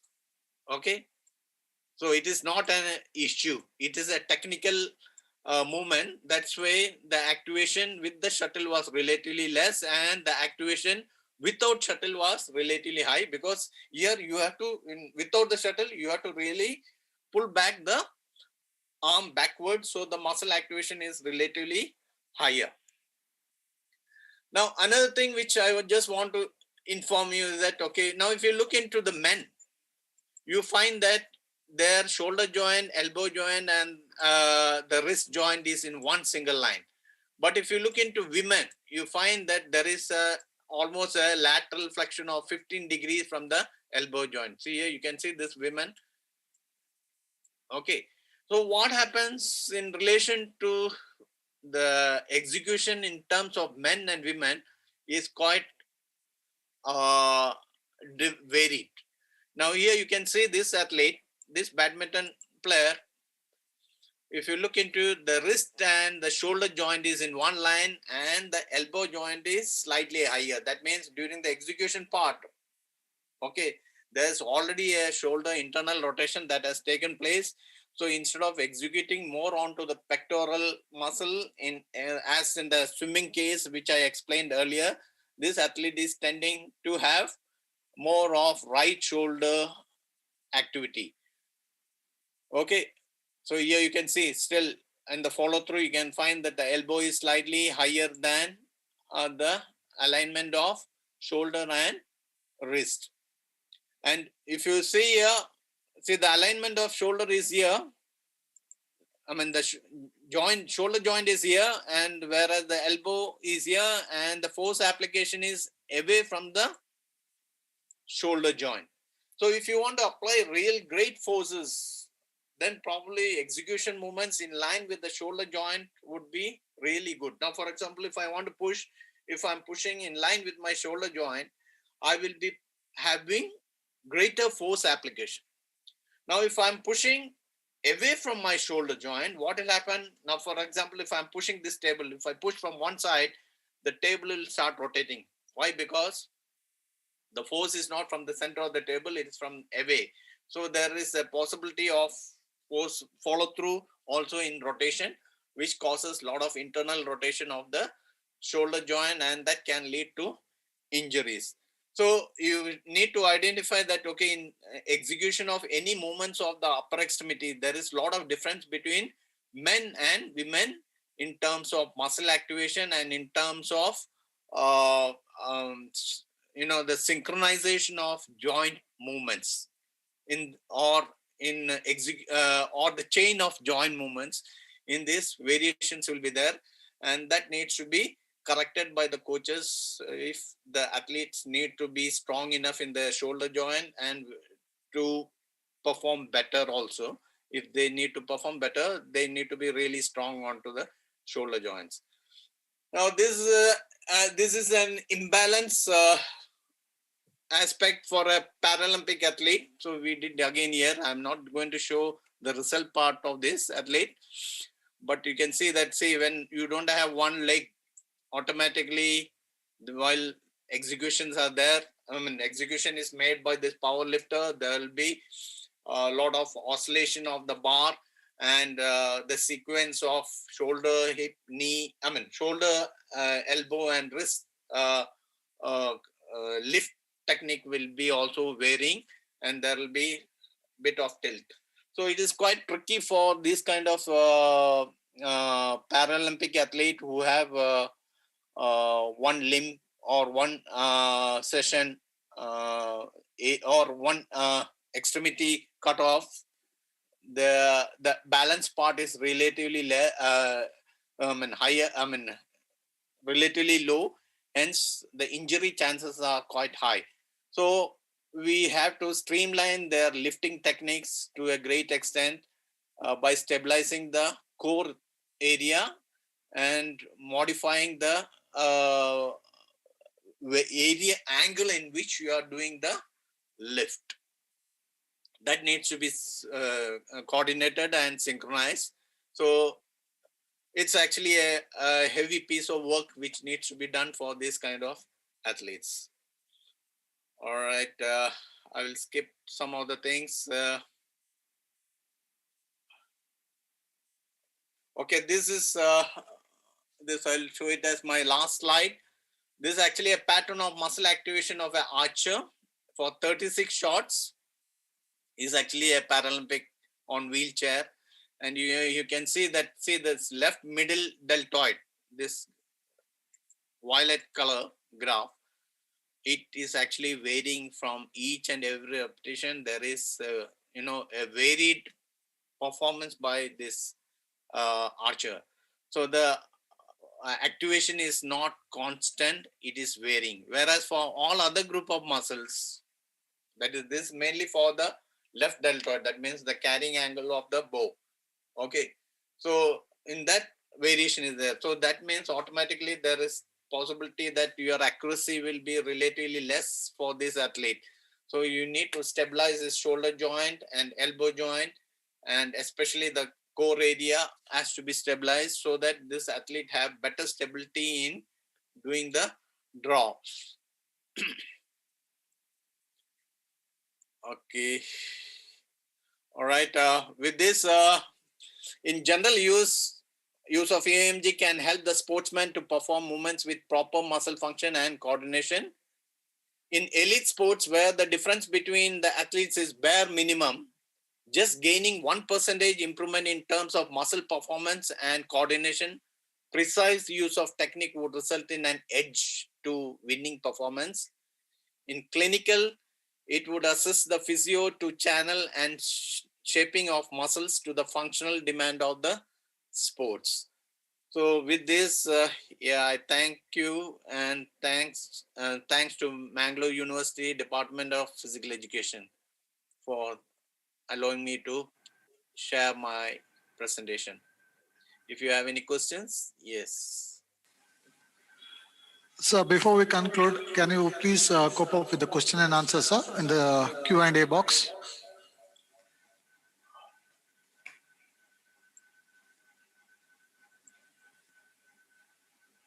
Q&A.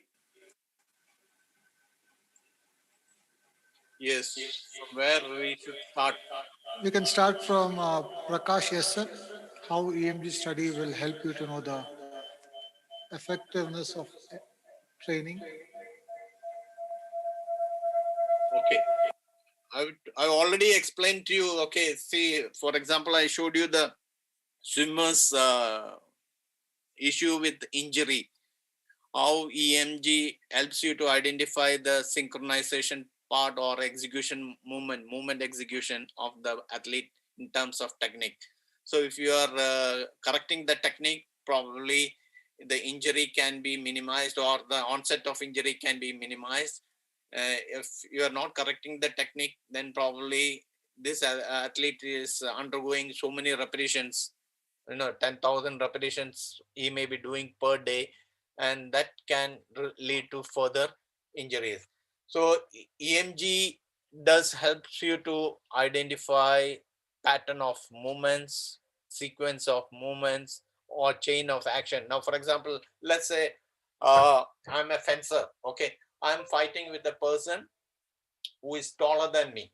So what happens is that I have to have relatively a lift tilt in the shoulder because I'm fighting at a taller person. So naturally, my chain of action will be elbow opening first, then only the shoulder joint will open. So the pattern of muscular movement will vary. If I'm fighting with a person of same, then probably my uh, shoulder joint will open first and then my elbow extension. If I'm fighting with a guy who is still shorter than me, naturally, yes, it's again the shoulder joint opening and then elbow.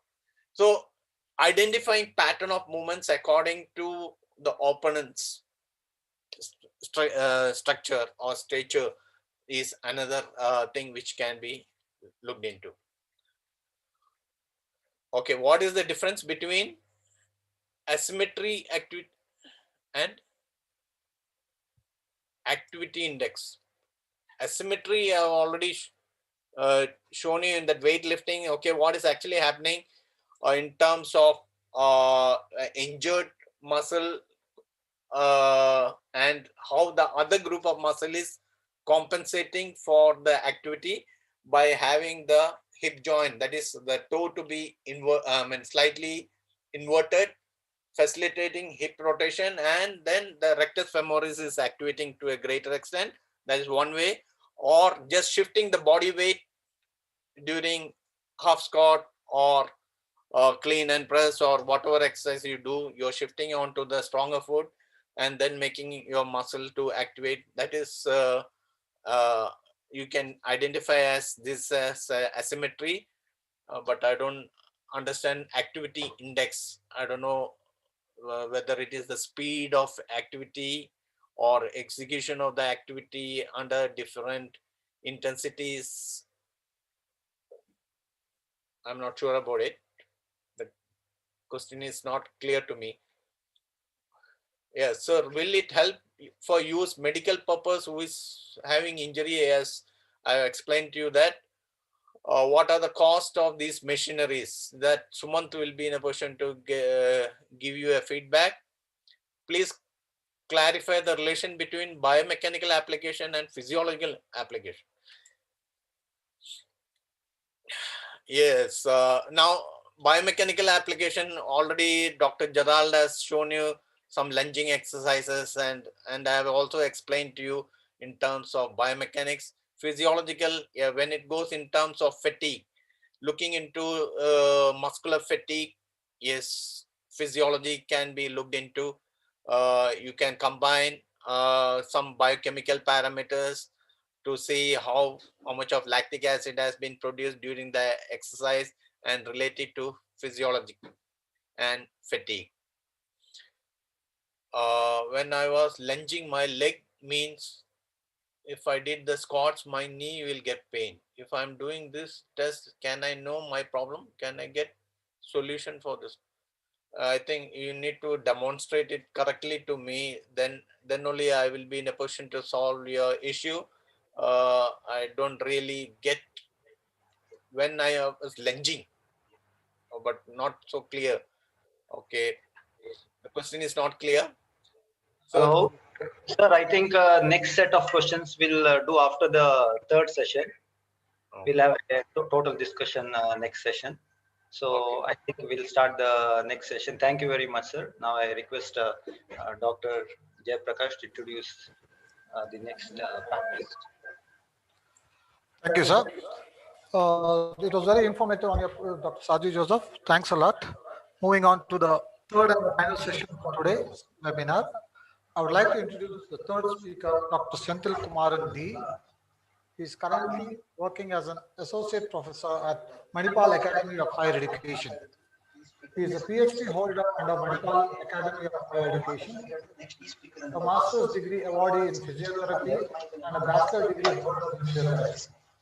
His additional educational qualifications includes course on supervising doctoral studies, Coursera, APM online course system, certificate course in bioethics, NDT BOBAT certificate course in management of adults with stroke and brain injury, certificate course in biostatistics, epidemiology and research methodology, and also a PG diploma in computer application. He has a very vast research experience and has many publications to his account. Has published around 19 papers in various journals. He is a life member of the Indian Association of Physiotherapists and also Indian Federation of Neurorehabilitation, a member of the Spinal Cord Society, Neurodevelopmental Therapy Association, and the Society for Indian Physiotherapists. Today, he shall be enlightening you all on the topic related to EMG applications in rehabilitation. Over to you, sir.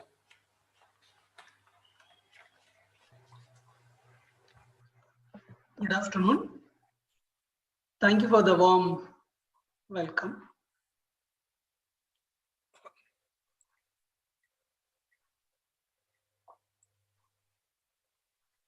Is my slide visible? Yes, sir, it is visible. You can carry on. Yeah. Okay. So first, I would like to thank Dr. Gerald for inviting me to share my experiences. Because this platform is I'm enjoying actually, though I'm going to present, because it was nice actually. I think my job will be relatively easy because Dr. Gerald has introduced about EMG, and then Dr. Saju has explained very well about the sports analysis and all those things. The remaining part is actually the clinical applications. Be it is a sports or be it is a neurological rehabilitation or orthopedical rehabilitation, whatever it is. So I'm going to give no slight introduction about that.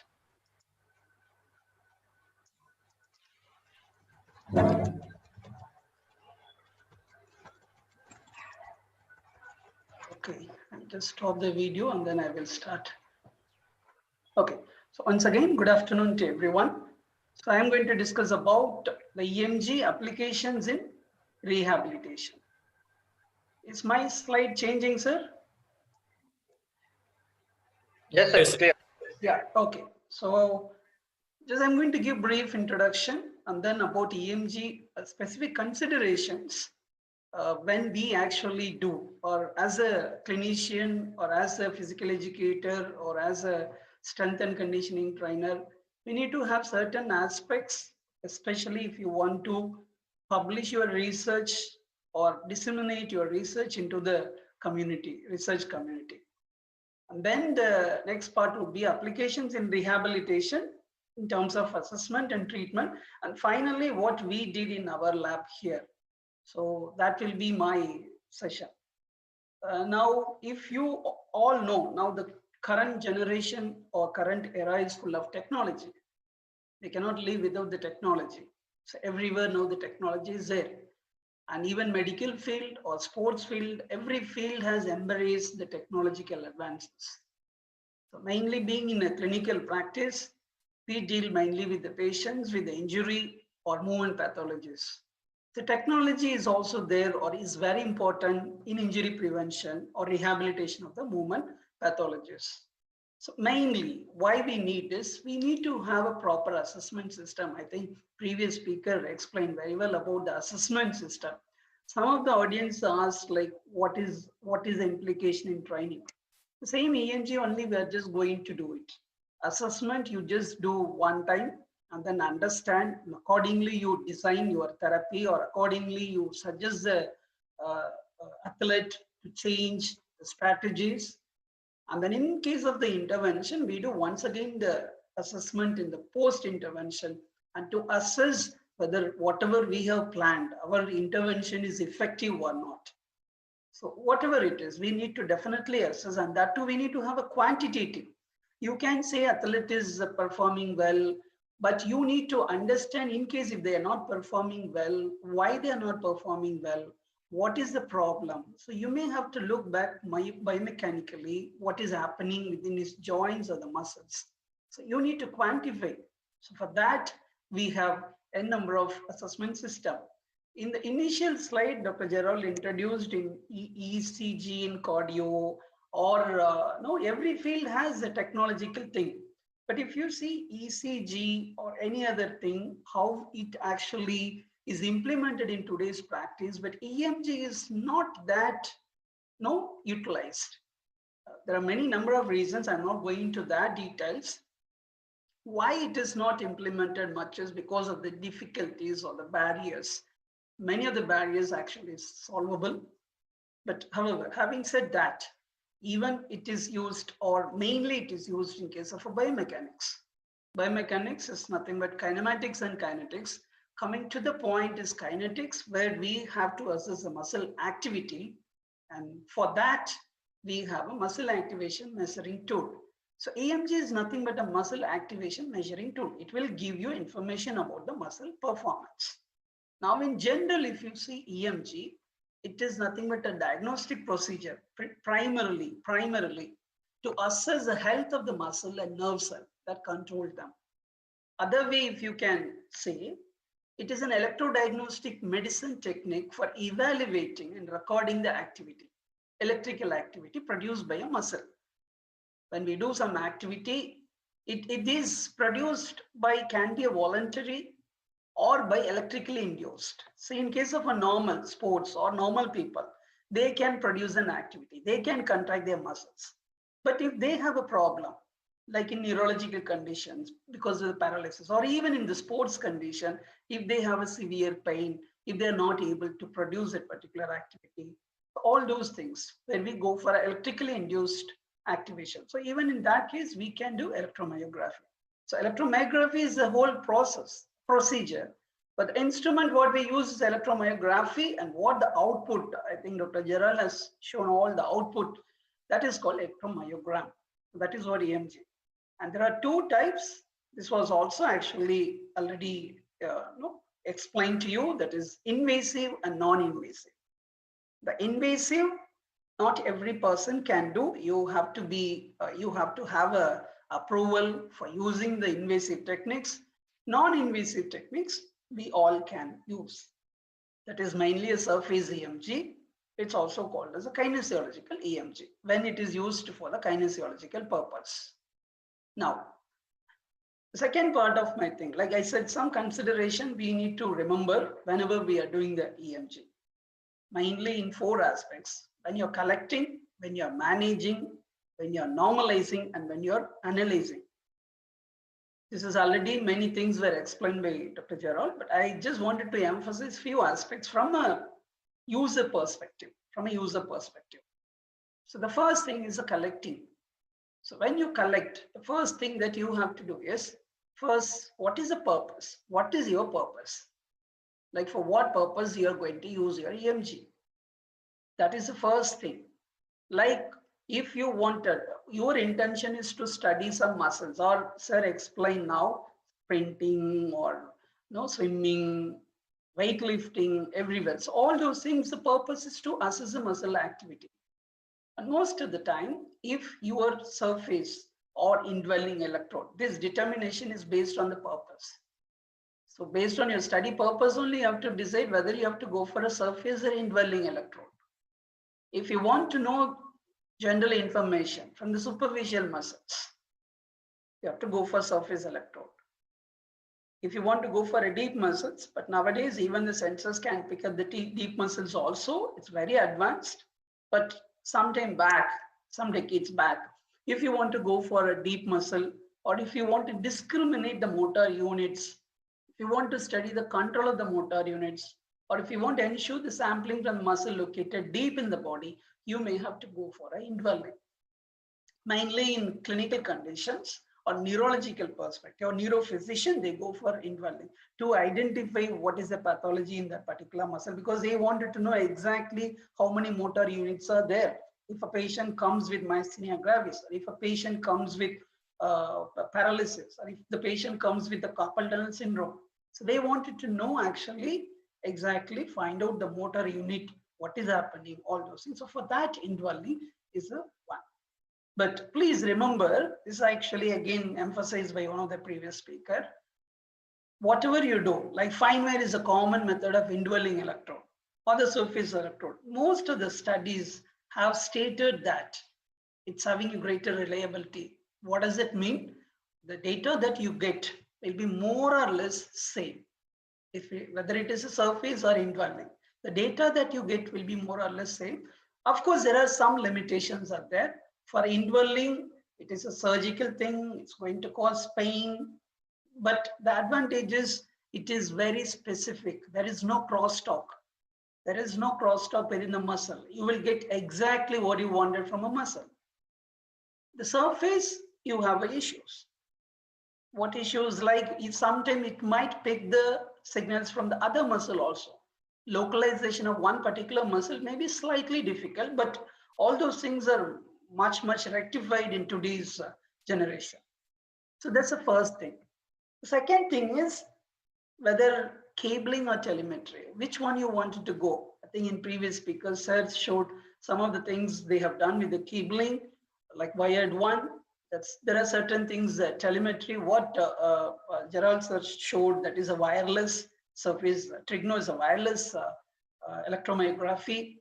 So it all depends on your preference with your intent, or again, which you are comfortable with, your experience, or most importantly, whether the equipment is available and level of technical support, or with which system that introduces a lead encumbrance. For example, if you want to know on field in case of a sport, definitely you have to go for telemetry one. You cannot go for a cabling.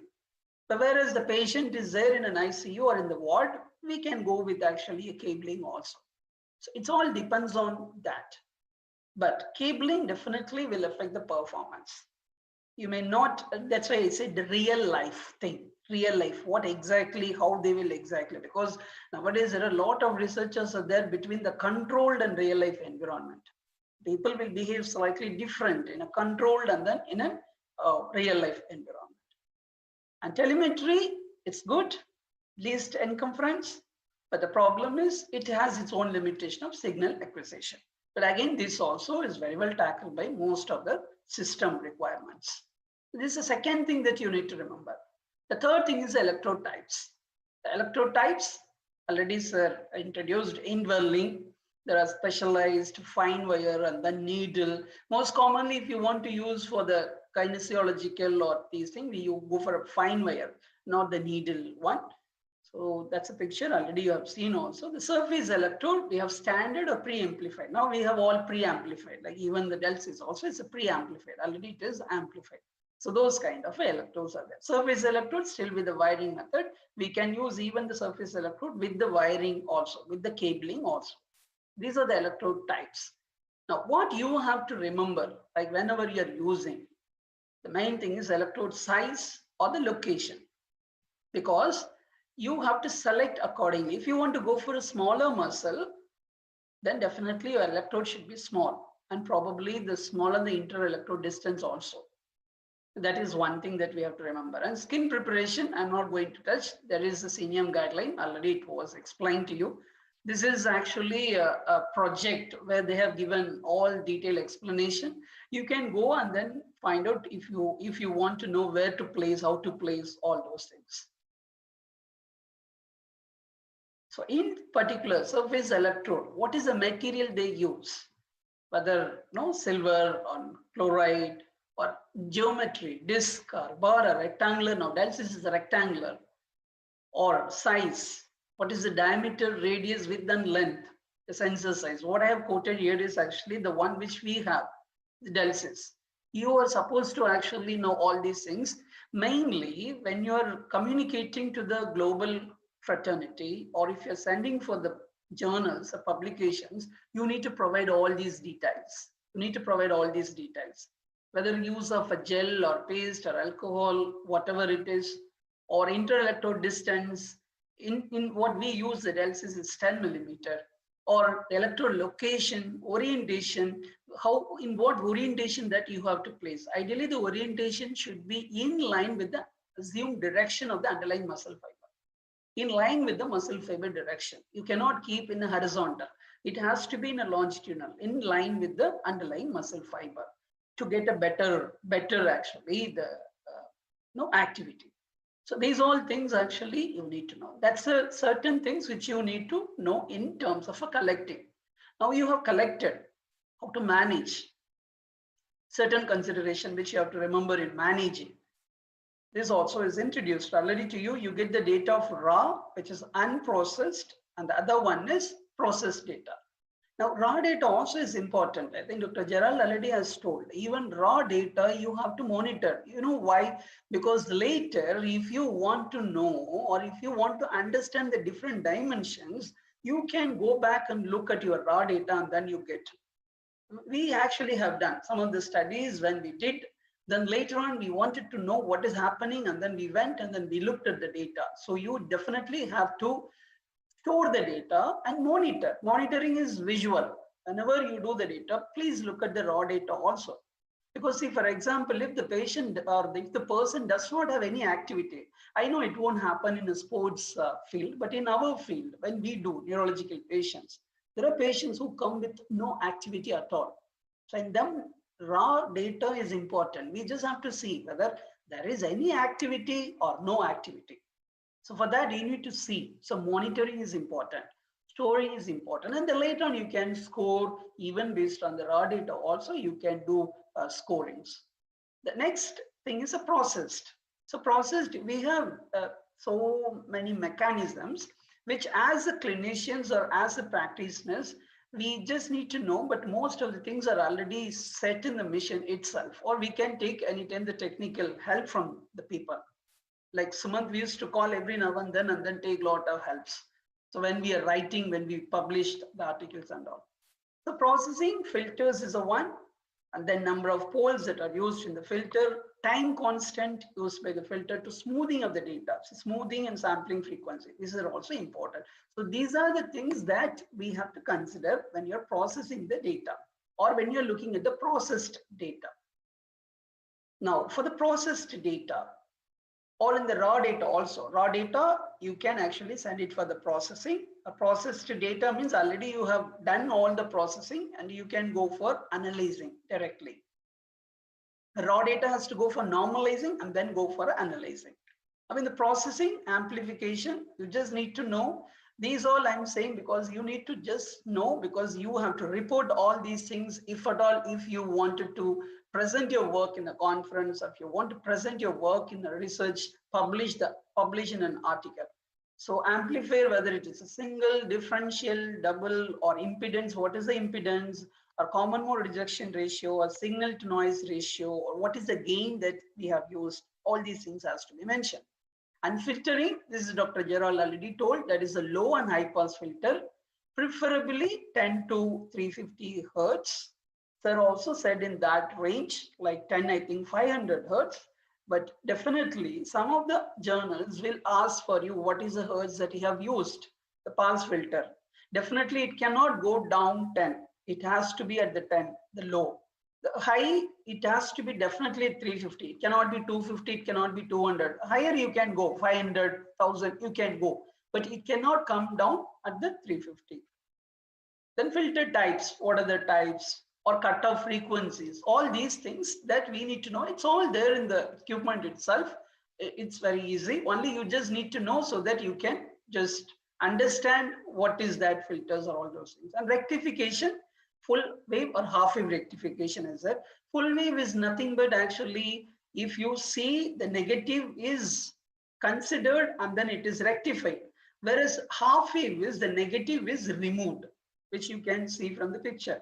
This is another one, rectification that is happening in the system. These are all the things comes under the amplification. Then the next thing in the processing, smoothing is very important. That is already told, like raw data, how you can smooth this, you can get the root mean square value. That is another one way that we get the smoothing.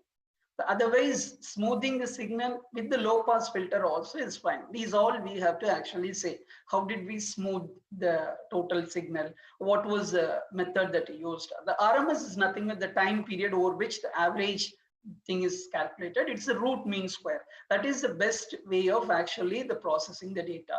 Whenever we get the raw, we can in DELSYS, you have the option that where you get the RMS data also simultaneously. There are integrated things are there where signal is actually integrated over the time. So you need to mention the time or voltage that we use to reset the integrator or what threshold that it was set.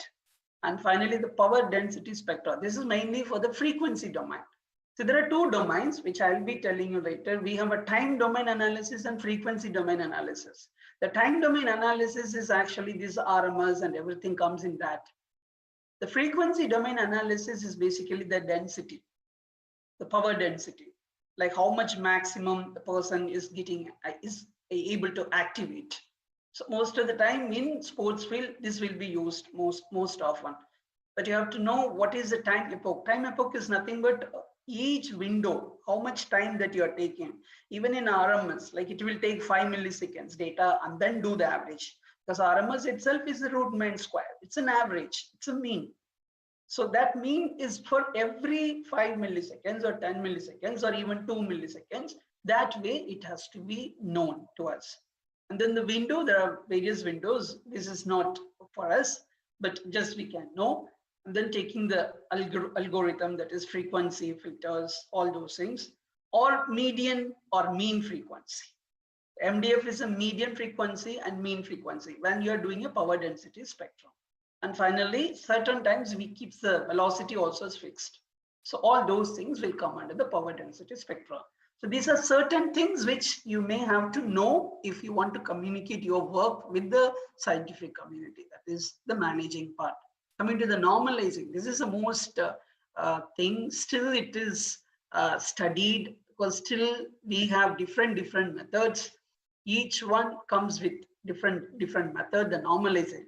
But why the normalizing is important, or what is normalizing? Normalizing is nothing but you're taking a data. But when you are reporting the data, you have to have some reference contraction. Like for example, if I'm there, I'm doing an activity, but the same activity when I do another time, that might be some variations. So with the patients, because each one is individualistic, you take gait or posture or anything, everything is individualistic. So it might change even within a person from time to time. So how do you know that whatever you are saying or whatever you're recording at that particular point of time is the correct one? So for that, we need to normalize the data. So for that, we have to have a reference contraction. It's nothing but just you have to divide the derived data by a reference value. How do we have the reference value? From where we get the reference value? For that, we have different n number of methods for that. So whatever you get the data, that RMS data, RMS itself is a kind of like a rectification, but even then you have to normalize. So before normalizing, you have to divide this data by a reference value. That depends on whether you are doing between subjects or between different days or between different muscle, or the same person at one time, the same muscle, you have not removed the electrode within the same day. If you're going with the same person within a day, same muscle, then to some extent, normalizing is not required, but I would not recommend going without the normalizing.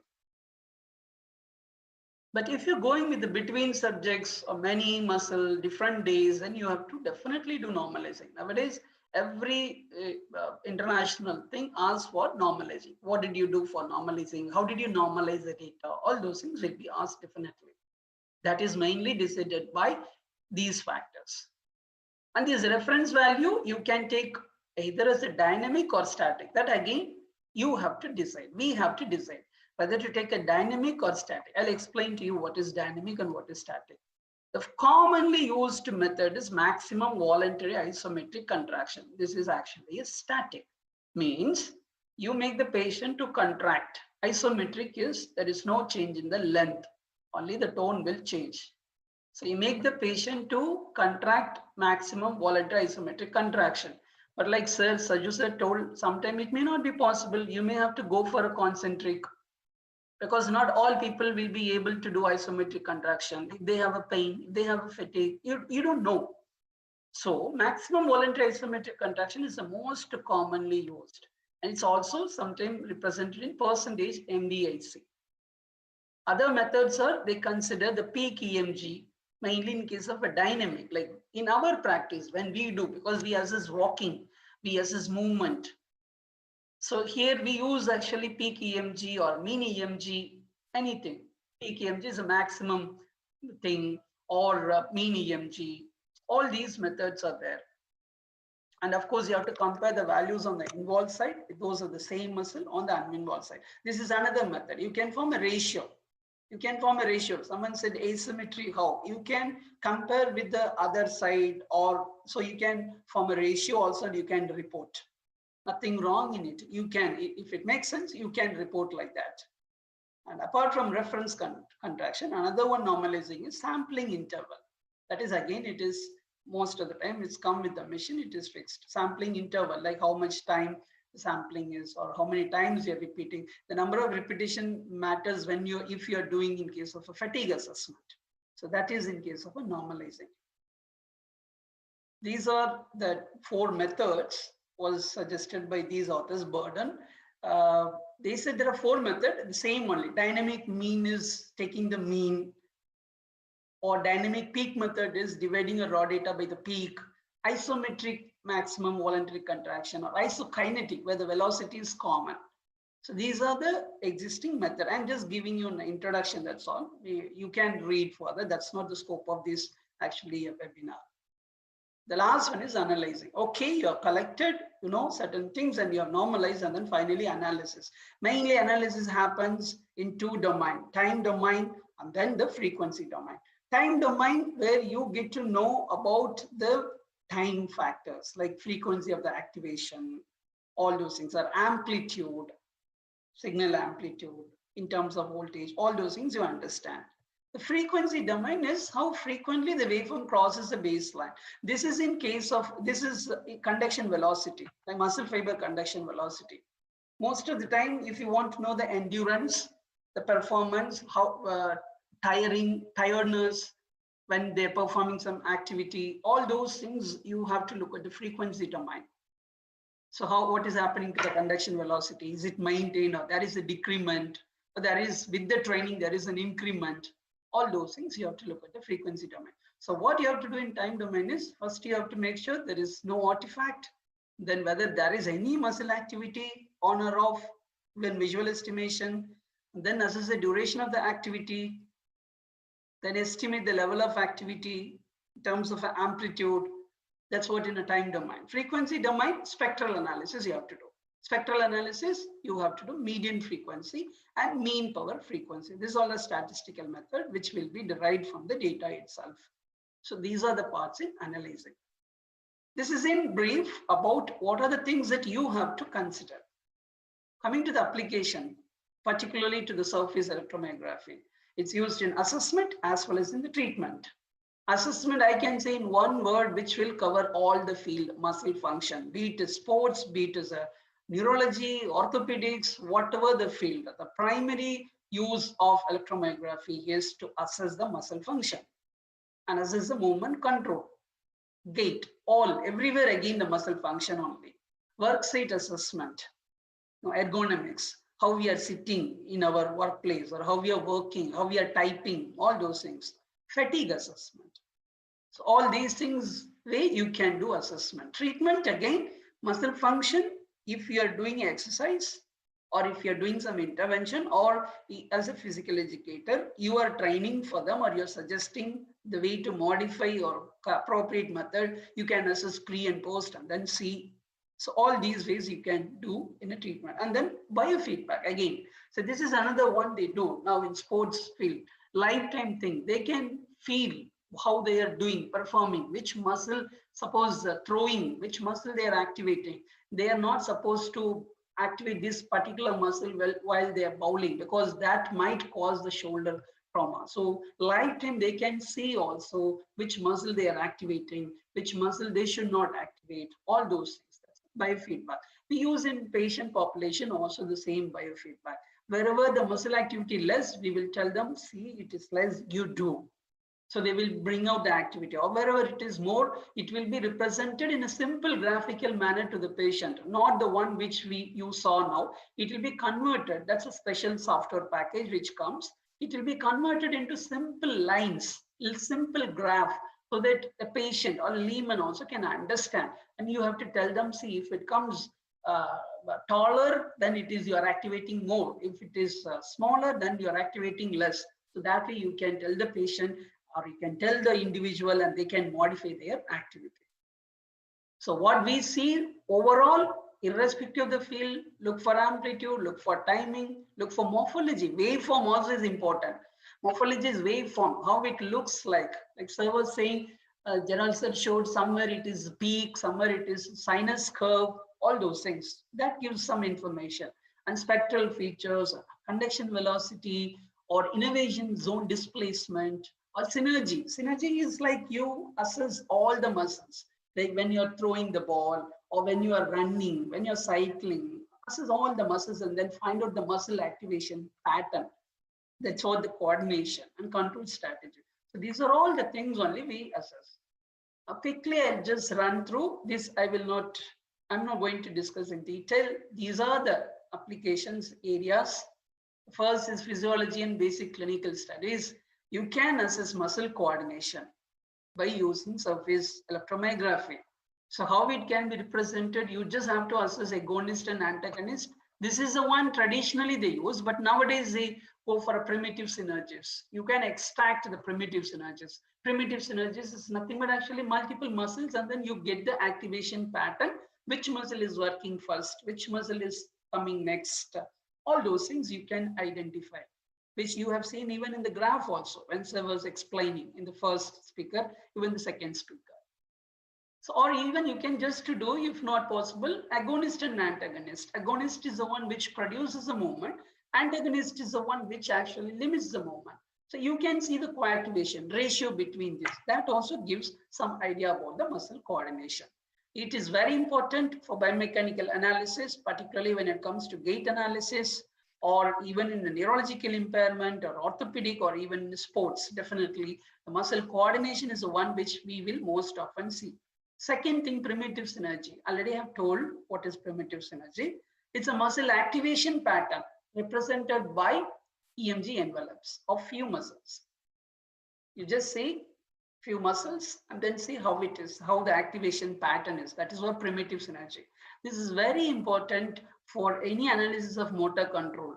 If you want to know how the patient is doing lunges, or how they are weightlifting, or how they are throwing, or how they are running, you need to know the pattern, muscle activation pattern also. So that is very important in this. The next, muscle force estimation. This is another one where we can measure the net torque. But we have to remember the torque is basically produced by all the factors like passive force and active force. Number of muscles or ligaments, all these things are active forces. Passive structures, elongation of the tendon, all those things, or external force, gravity. When you're doing weightlifting, gravity also actually plays. Gravity also pull, and then the subject is supposed to do against the gravity. So it gives all net torque. But whereas this force by the muscle is individual muscles. So the torque may remain constant, but the individual muscle may fluctuate. So that is what you have to remember whenever you're doing. Indefinitely, this kind of analysis has to be done in a sport, because in sports, you look for net torque, how much force they are generating, how much Newton they're generating. But that generation, because of the individual muscle force activity. So you can go back and then look at which muscle is producing more, which muscle is producing less. So if you know normally which muscle is mainly contributing for that particular activity, in training, you can focus. You can train only that particular muscle. It's just as simple as like that. For throwing, if you feel every muscle is important, I'm not saying a single muscle, every muscle is important, but among that, there are some muscles which may have to really work, which might really produce a maximum force. So if you know in a normal, healthy, or if you know, understand, you can even train that particular muscle if it is weak or something like that. That is muscle force estimation, which we can do. Fatigue estimation. Again, this also, I feel even in sports fit also it's important. You need to understand the fatigue also. After how long they are attaining the fatigue, whether this particular person or individual is fit for sprinting or marathon. All those things matters. So fatigue estimation most of the time is defined in terms of how long the patient or individual can maintain the force contractions. Most of the time in isometric. So it can be interpreted in two ways. Mechanical fatigue. Mechanical fatigue is just you assess the endurance time, how they are able to perform a task. The myoelectric is you look at the EMG and then you look at the muscle fiber conduction velocity, which will definitely decrease after a period of time. If I am standing, suppose now I am standing, and then after 30 minutes, if you assess my muscle activity, definitely the conduction velocity might slowly decrease because of the fatigue component, because of the level of contraction. How it happens? Because this reduction in the conduction velocity, what produces is it compresses the power spectrum. I said the power spectrum, you have to look at the frequency domain. So what happens? All the things will be towards the lower frequencies and there will be a decrement. Like initially, if you see complete on the monitor, you can see all spikes, but after some time, what happens? That goes down. So that is called decrement. So you have to assess in that way. Even visual representation also will tell how long the patient is able to hold. After some time, it will go slowly less. That means fatigue is setting in. Fatigue started setting in. So in this way, even you can assess in normal, different people who is having a best or highest fatigue threshold, how long they can, or individually also you can, because that is one of our aim. When you train the athlete, they have to be fatigue resistant. They should not. Again, it depends on the field, depends on the sports activity. Some places they definitely have to withstand, as I said, marathon. Some places you need only the force. You don't need actually this endurance. So it depends on that. And most of the time, what you have to remember, one thing is, if at all, if you want to study the fatigue, maybe you have to go for isometric contractions only. You cannot go for intermittent dynamic, because intermittent means, because it's all directly related to the physiology, like blood flow. If you constantly produce a contraction, so over a period of time, the blood flow reduces. But if you do intermittent, again, there is a gap so that they will get more oxygen, they will get more. So it will not give you a correct interpretation of the fatigue. Next is muscle activity localization. There are advanced now EMG imaging, it is called, or EMG tomography. High density electrode array is there. Just you have to put it and that will tell where exactly the muscle activity is happening.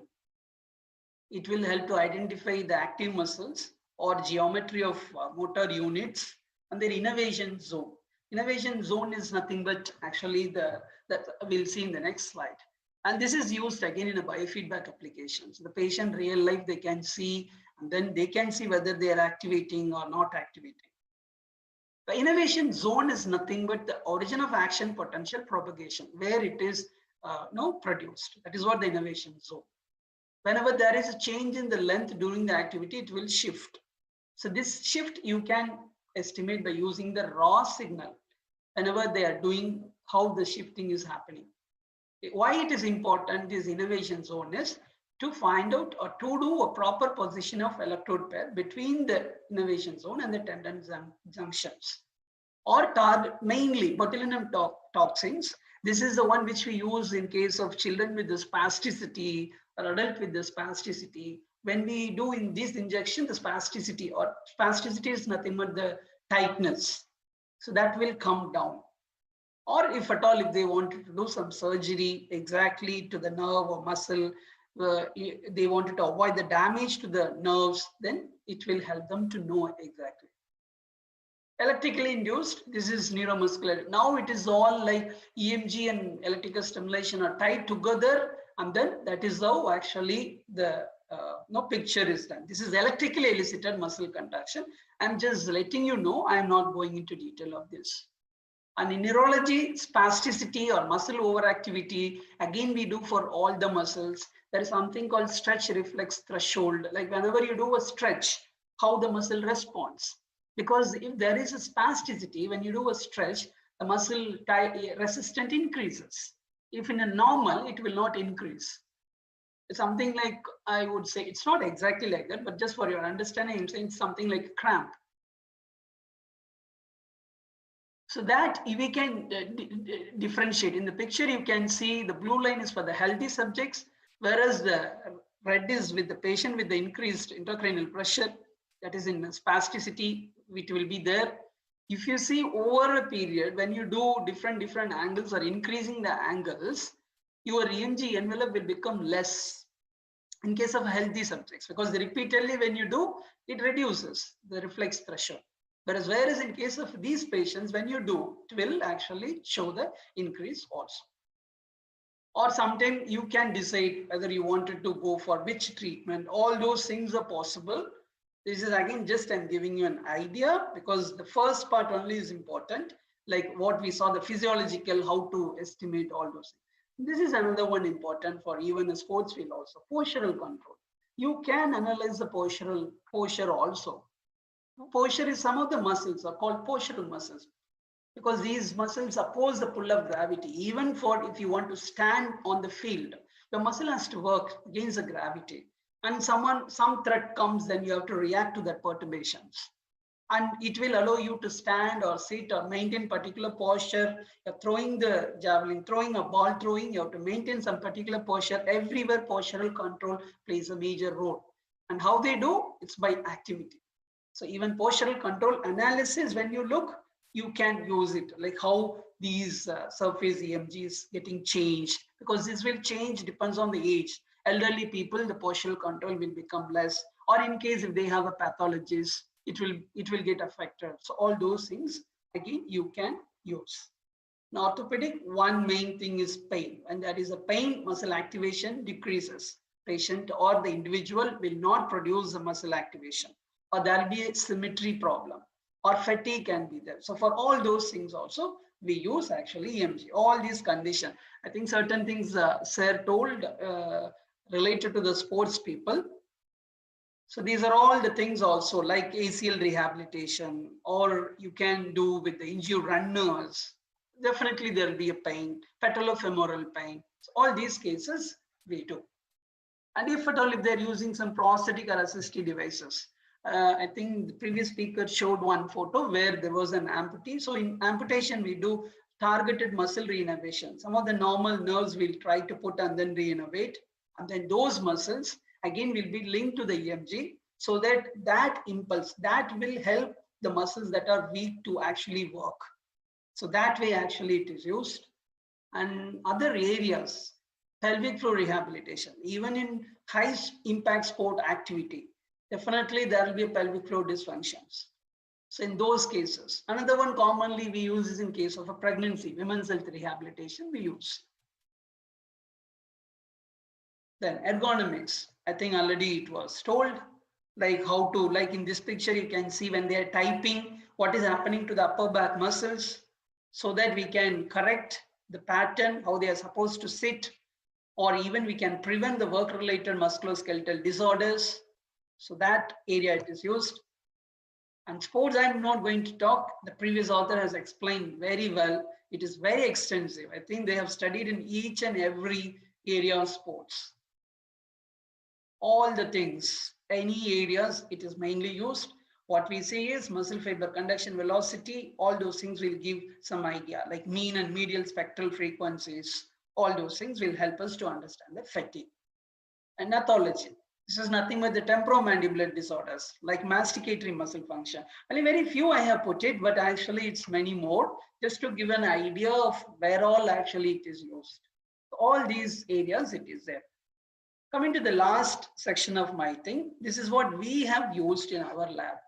Like this is one of the things, like where we have actually looked at the neck muscle contractions. We gave one treatment different set of treatment, and then we wanted to see how the neck muscle contracts, and then even we wanted to assess the endurance also. So we assessed the sternocleidomastoid and then scalene, anterior scalene. This is VMO and VL. We assessed with the different exercises for the limb with pain and without pain in subjects with the other limb as a control limb, and then we assessed in various activities like adduction, extension of the knees, squatting with adduction. We wanted to see in which activity, which particular exercise the VMO and VL is getting activated more or less, and stepping up. This is another one where we assess postural control. Like these are the patients with stroke. We give sometimes the therapies like we tie the weight, because tying the weight increases the muscle activation, and that reduces the postural sway and improves the postural control. So we just used varying weight. We wanted to assess how much weight actually is sufficient or enough or required, basically. So we assess the tibialis anterior, lateral and medial gastrocnemius and soleus, and then we did this. We even did for the trunk muscles, internal, external oblique, rectus abdominis, erectus spinae. Of course, it's a little difficult, particularly if the patient is very obese, all those things. We wanted to correlate how the muscle activity during a different training activities, like one is sit to stand, another one is pelvic bridging, so that we wanted to know which activity should be started when the patient comes to us. So which one we have to give more importance, because in which activity the trunk muscle is getting activated more. This is another one, even which is applied to sports population, the taping technique. There is something called facilitated taping. We wanted to facilitate the hamstring muscle, and we wanted to see what is the impact on knee muscle activation, particularly in patients with ACL deficient. And we wanted to even check the dynamic balance. During various activities also we assessed walking, stair climbing, hopping front, hopping back, all those things we did. And this is another one, research which we could publish actually. This is, we wanted to see what happens when the patient walks on different surfaces, like even surface or uneven surface. This was done in a real life also. So this is, we created an area which included the stairs, ramp, and then people will come in between.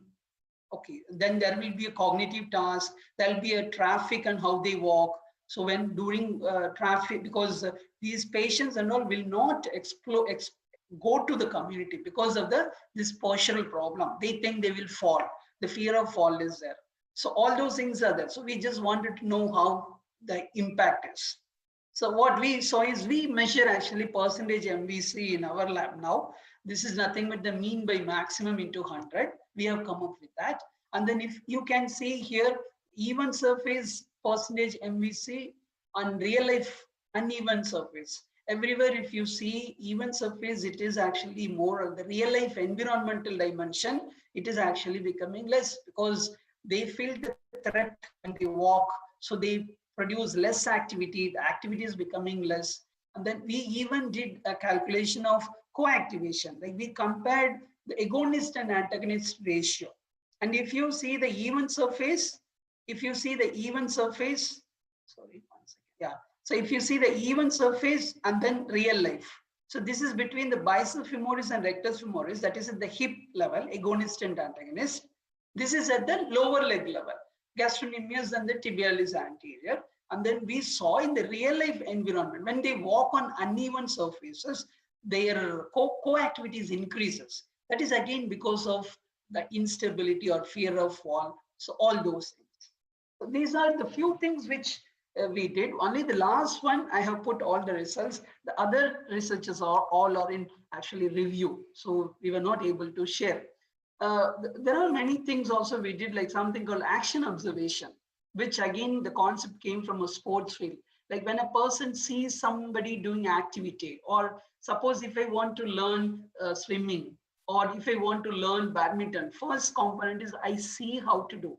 So that is called action observation. So we wanted to see, or it is already there, when you see based on the brain activity studies, they say when you look at the activity and when you do the activity, the same areas are getting activated, the same muscles are getting activated, like that. So we wanted to see whether it is happening in the muscles. So what we did is we did simultaneously EEG, electroencephalogram, brain thing, and then we looked at the peripheral muscles also, of what is happening during the action observation. I could not actually put the photos. That also we have done. So these are some very minimal work which we did, but more into the rehabilitation aspect. So to conclude, definitely we all have to move to a stage where technology actually comes. Even if you see sometime back, we all were hesitant to move on to the online teaching or learning, but now the situation forced us. Of course, definitely technology has its own pros and cons, but anyway, we have to use. And cost, everything also, some of the people said definitely when we use more, the technology also will become more, and then the cost also hopefully should come down so that most of the people can use. So there are many barriers. What I want to say to take home messages, definitely everyone, wherever is possible or feasible, we need to know, because first, before going for a performance training, we need to understand what is happening in the muscle. That will help us to plan a better intervention strategies or better training strategies for the patient. So that's all from my side.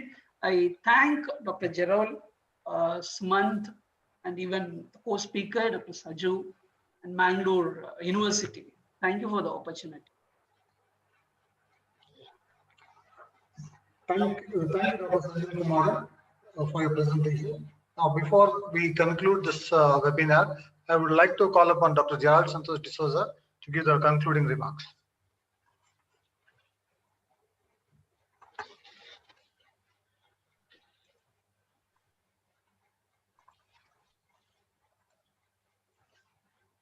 Thank you, Dr. Jayaprakash. And thank you, Dr. Senthil Kumaran, for a wonderful insight into how it can be used for different clinical purposes. Now, before we go further, we will just discuss a few of the questions in the question and answers.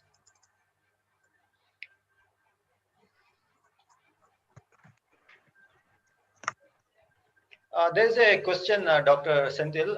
How are we to apply EMG for cervical spine, lumbar spine, and lower back pain? Okay, sir, if you would have seen in the picture also, we have done for scalene muscles and then sternocleidomastoid muscle. I wanted to correct the question. Like basically, joint function is assessed by a muscle function, because muscle is the one which performs the joint movement. So if you want to know, we just have to assess those muscles. Like paraspinal muscle also we can do, erector spinae. Okay, we just have to do over those muscles and then we have to assess the function. Did I answer the question? Yeah. Okay, there is a question from Mr. Saktivel Purani. Is there any evidence supporting the EMG studies report in clinical assessment during injury rehab and management? Of course. Of course, a lot of whatever I have put actually is all based on the evidence. Clinical assessment. Lot of studies are there.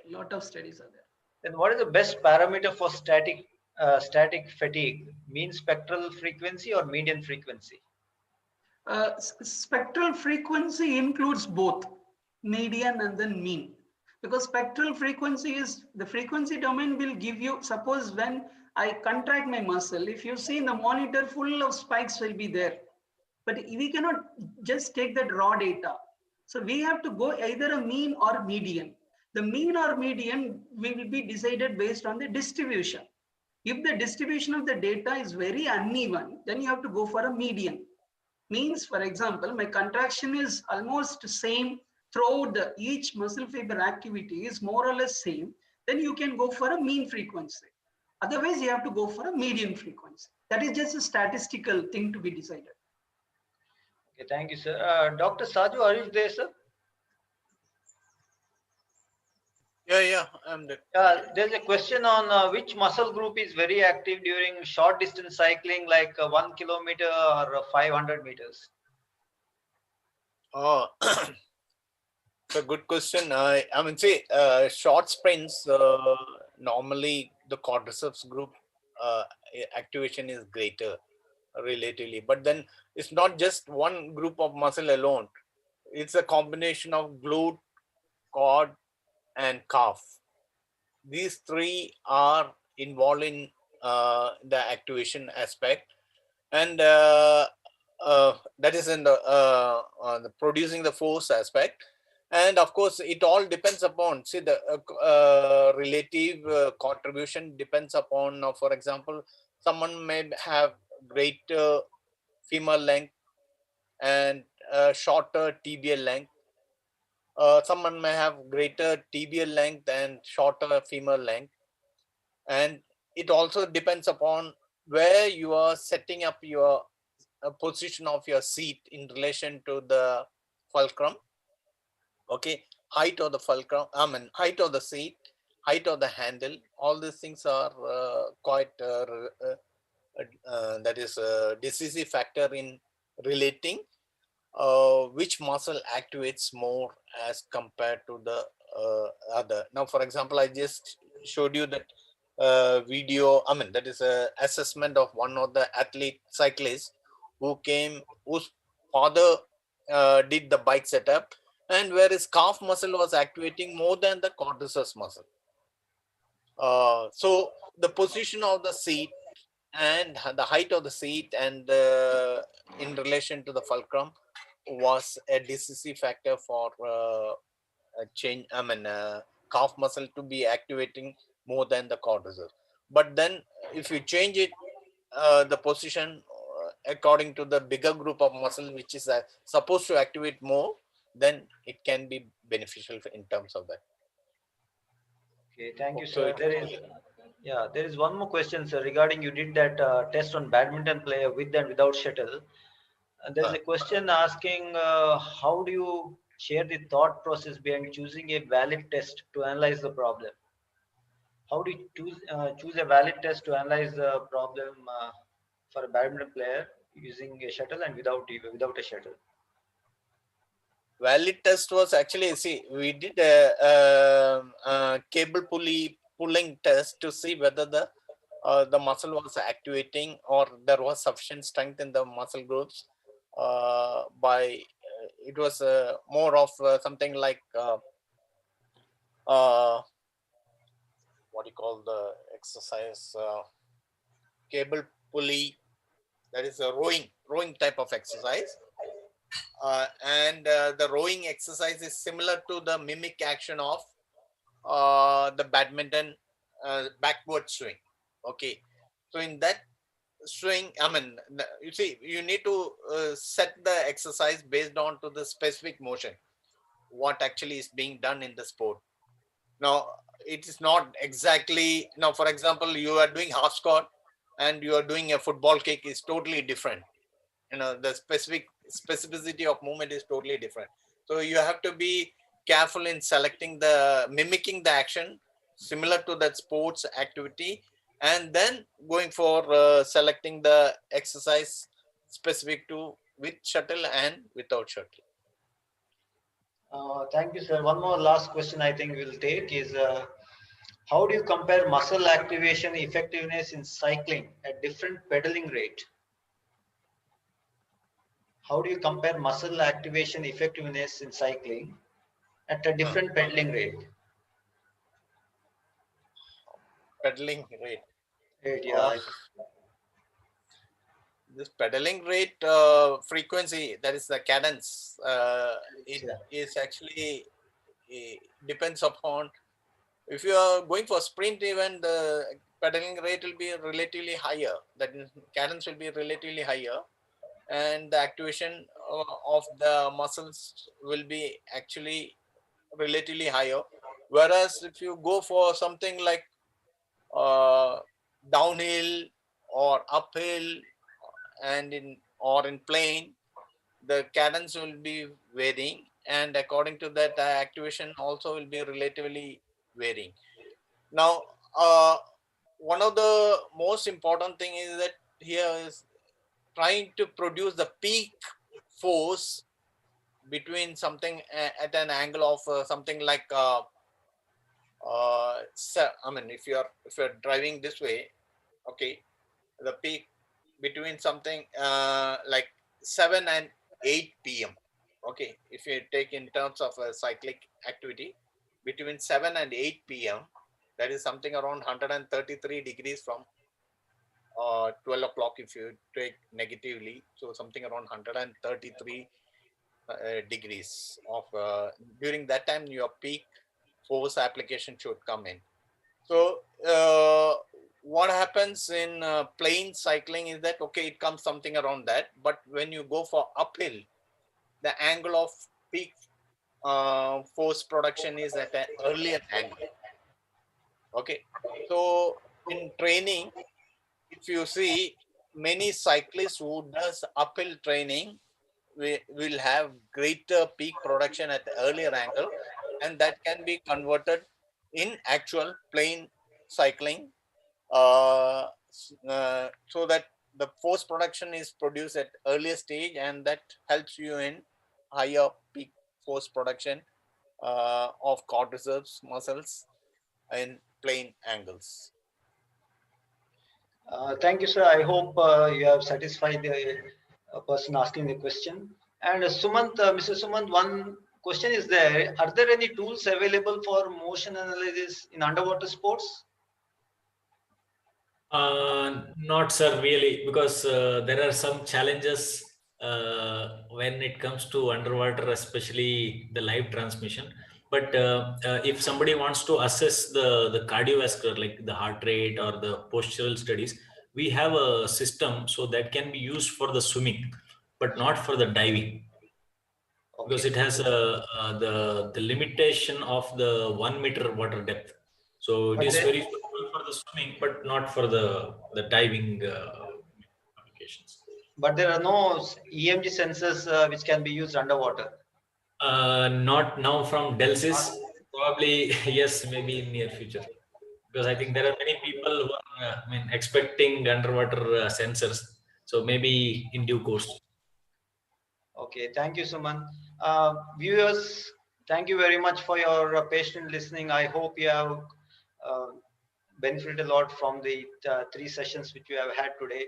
And Mr. Sumant, who is the training manager, training support manager of AID Instruments, has been very instrumental in providing training as well as providing information, the equipment. I think even Mrs. and Dr. Senthil will agree. I think even the Manipal Academy has been provided this equipment and training from the AID Instruments. And on behalf of the AID Instruments, I request Mr. Suman to give a short presentation of what instruments they have. Mr. Suman? Yeah, thank you, all the participants, and I must thank all the distinguished speaker. It was a very nice and elaborative session. I would have, loved the hands-on session, but like during the COVID, we could do only this much. But as Gerald sir said, we will definitely plan a hands-on session in the near future. So, as a AD Instruments employee, I would like to just share a few slides. So, if some of you wants to set up a lab or want to look for a similar setup or the instrumentation. So, I work for AD Instruments and I am based in Bangalore. So, basically, AD Instruments is a company. We are into the analog to digital conversion. You can say the name AD stands for analog and digital. So we follow these three simple principles to make the best products and show the potential of the products to the users and give them the better application support. So coming to the products, we have a two category basically. One is for the education. So we have a lab station and LT platform. So whatever we are recording or whatever we are planning to teach or do the research, so the same can be used to educate the students, and it can be either for undergraduates, graduates, or even the PhD.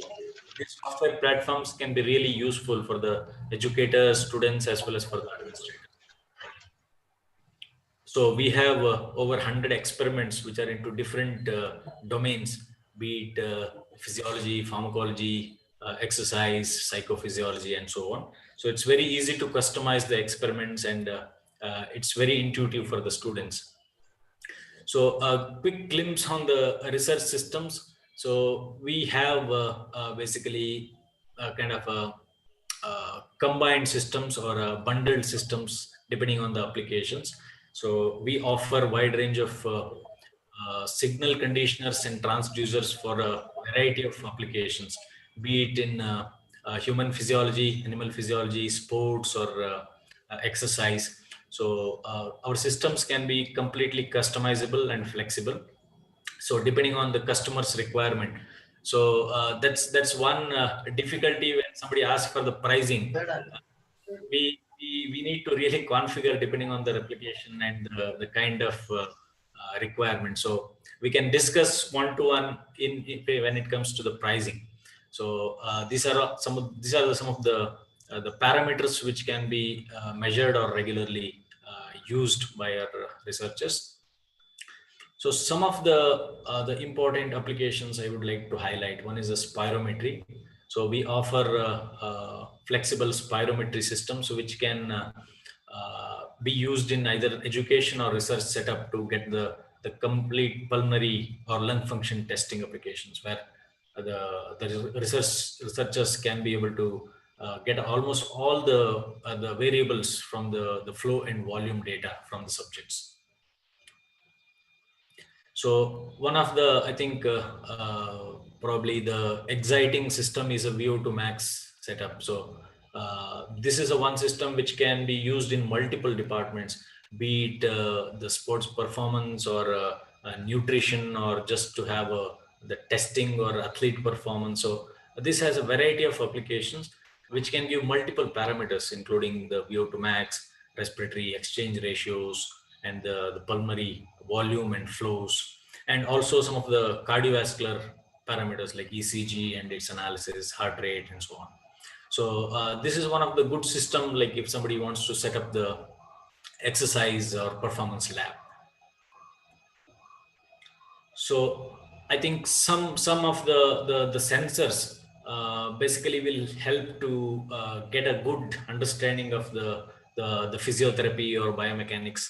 So one thing on the left you can see is the balance board. This is a very portable board which is Bluetooth based. So basically this will allow the subject or a patient to stand on it or sit on it, so that this has four force sensors on the corner. So basically this is an easy way to get an idea on the postural balance, so that if somebody wants to have a study on the postural balance, and since it's very portable, using the Bluetooth, it can be paired with the lab chart software. So it can be a good add-on if you want to go for the postural studies. It can also give the weight distribution, since it shows the absolute values in kgs. So that can be a good add-on. And some of the other add-ons, you can go for hand grip dynamometer or a tendon hammer to get a kind of a reflex studies. You can also go for the joint angle sensors. So it is, I agree that it is not a complete system, but this can be an add-on to any assessment, or can be add-on to a EMG setup or something, just to trigger or to give an add-on parameter. And I think very well covered by most of the lectures. This was the EMG wireless EMG setup from Delsys. So this offers, I mean, very flexible and very robust sensors.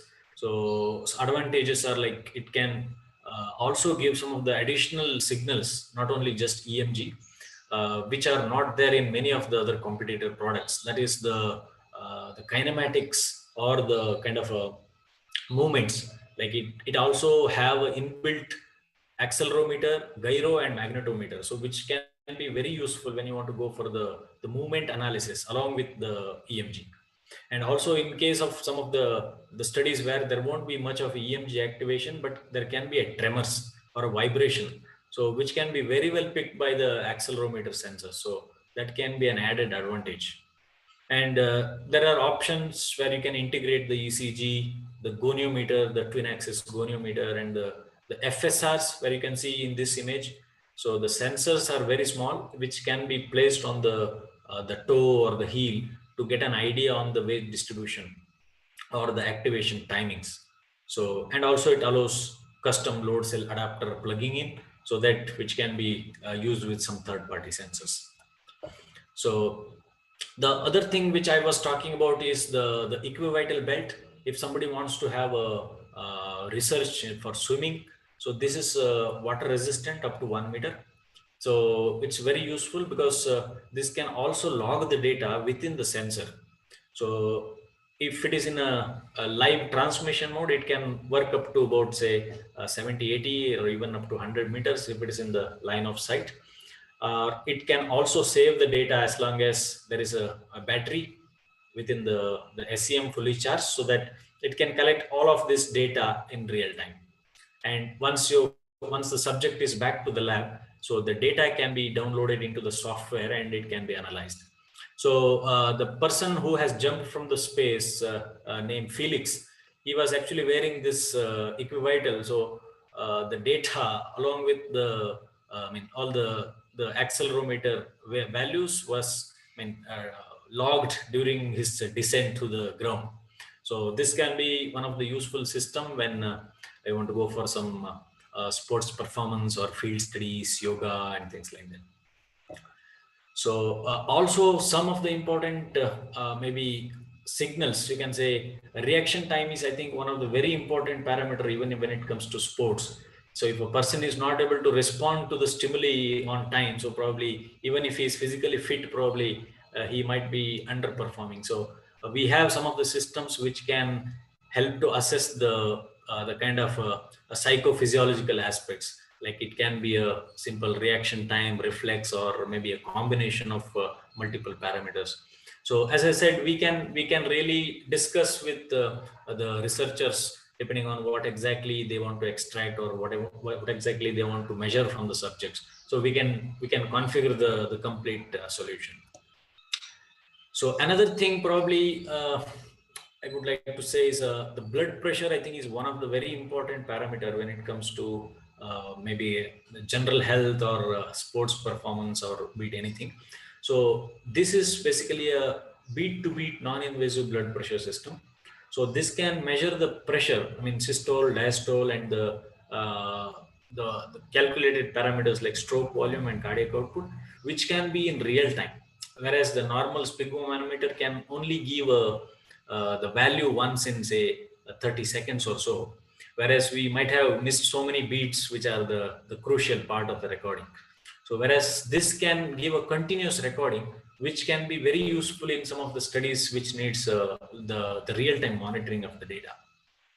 So I think I conclude the session by showing these slides. I once again thank you all the previous speakers and all of the participants for your patient listening. As Gerald sir said, we will definitely look forward to have a kind of a hands-on session if you are all ready to spend time. So we will share the feedback form, and probably if you can share your details, probably we can think over on that. Thank you very much. Over to you, sir.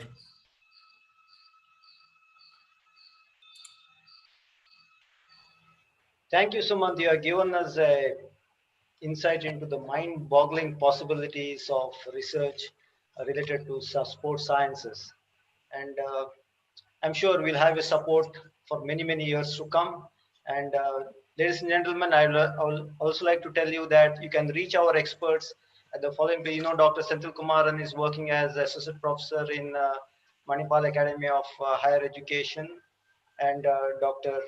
Sir Joseph is a senior most biomechanist.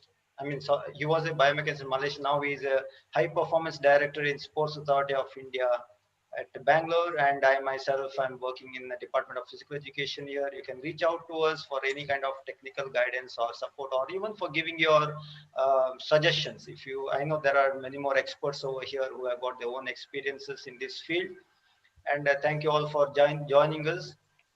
And before we sign off, I would like to place on record our gratitude to the following persons who have made this webinar possible. First of all, I would like to place my sincere, heartfelt thanks to Professor P.S. Edaparitaya, the Honorable Vice Chancellor of our university.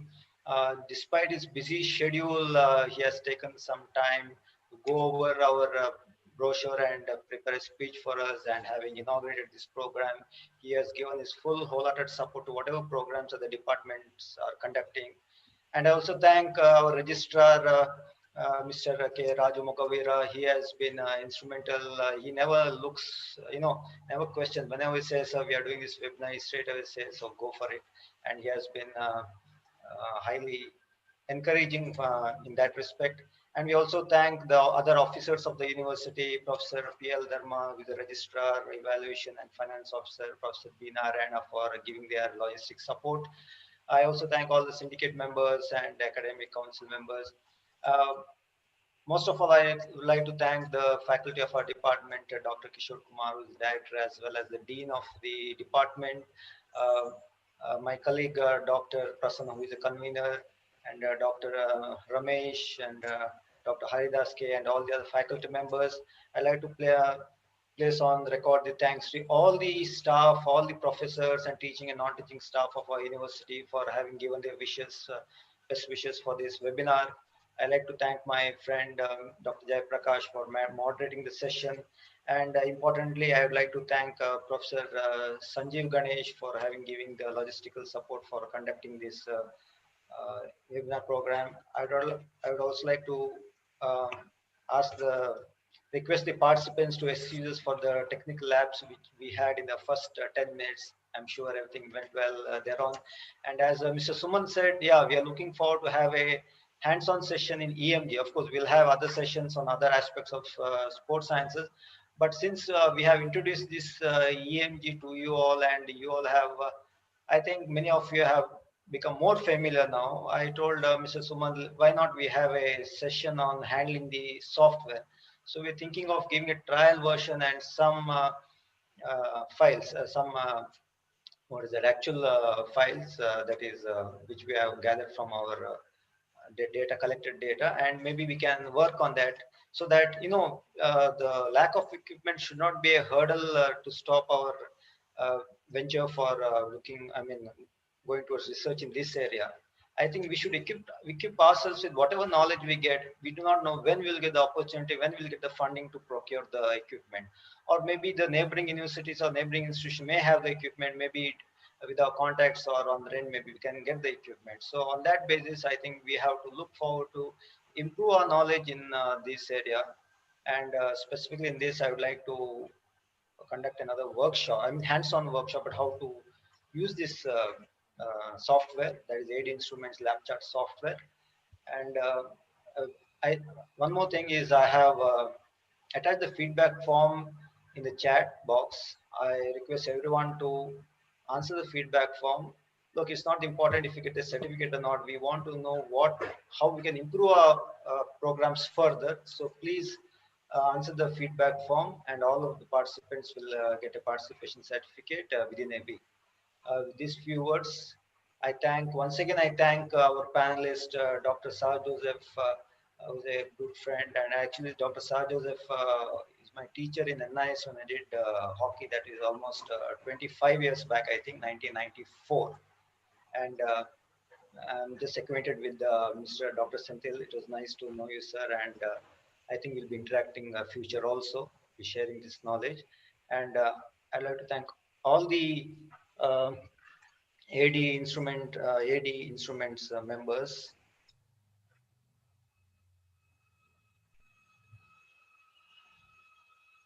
The AD Instrument team who has been working with Mr. Suman, Mr. Pravesh Pokhriyal, Mr. Ras Muhammad, and Ms. Sandeep Kaur, who have been behind the scenes and on whose platform, Zoom platform, we have been conducting this webinar. I thank you all. Once again, I wish you all a good day, and hope you will carry on the torch of this sports science research. Thank you very much. Thank you all. Thank you all. Have a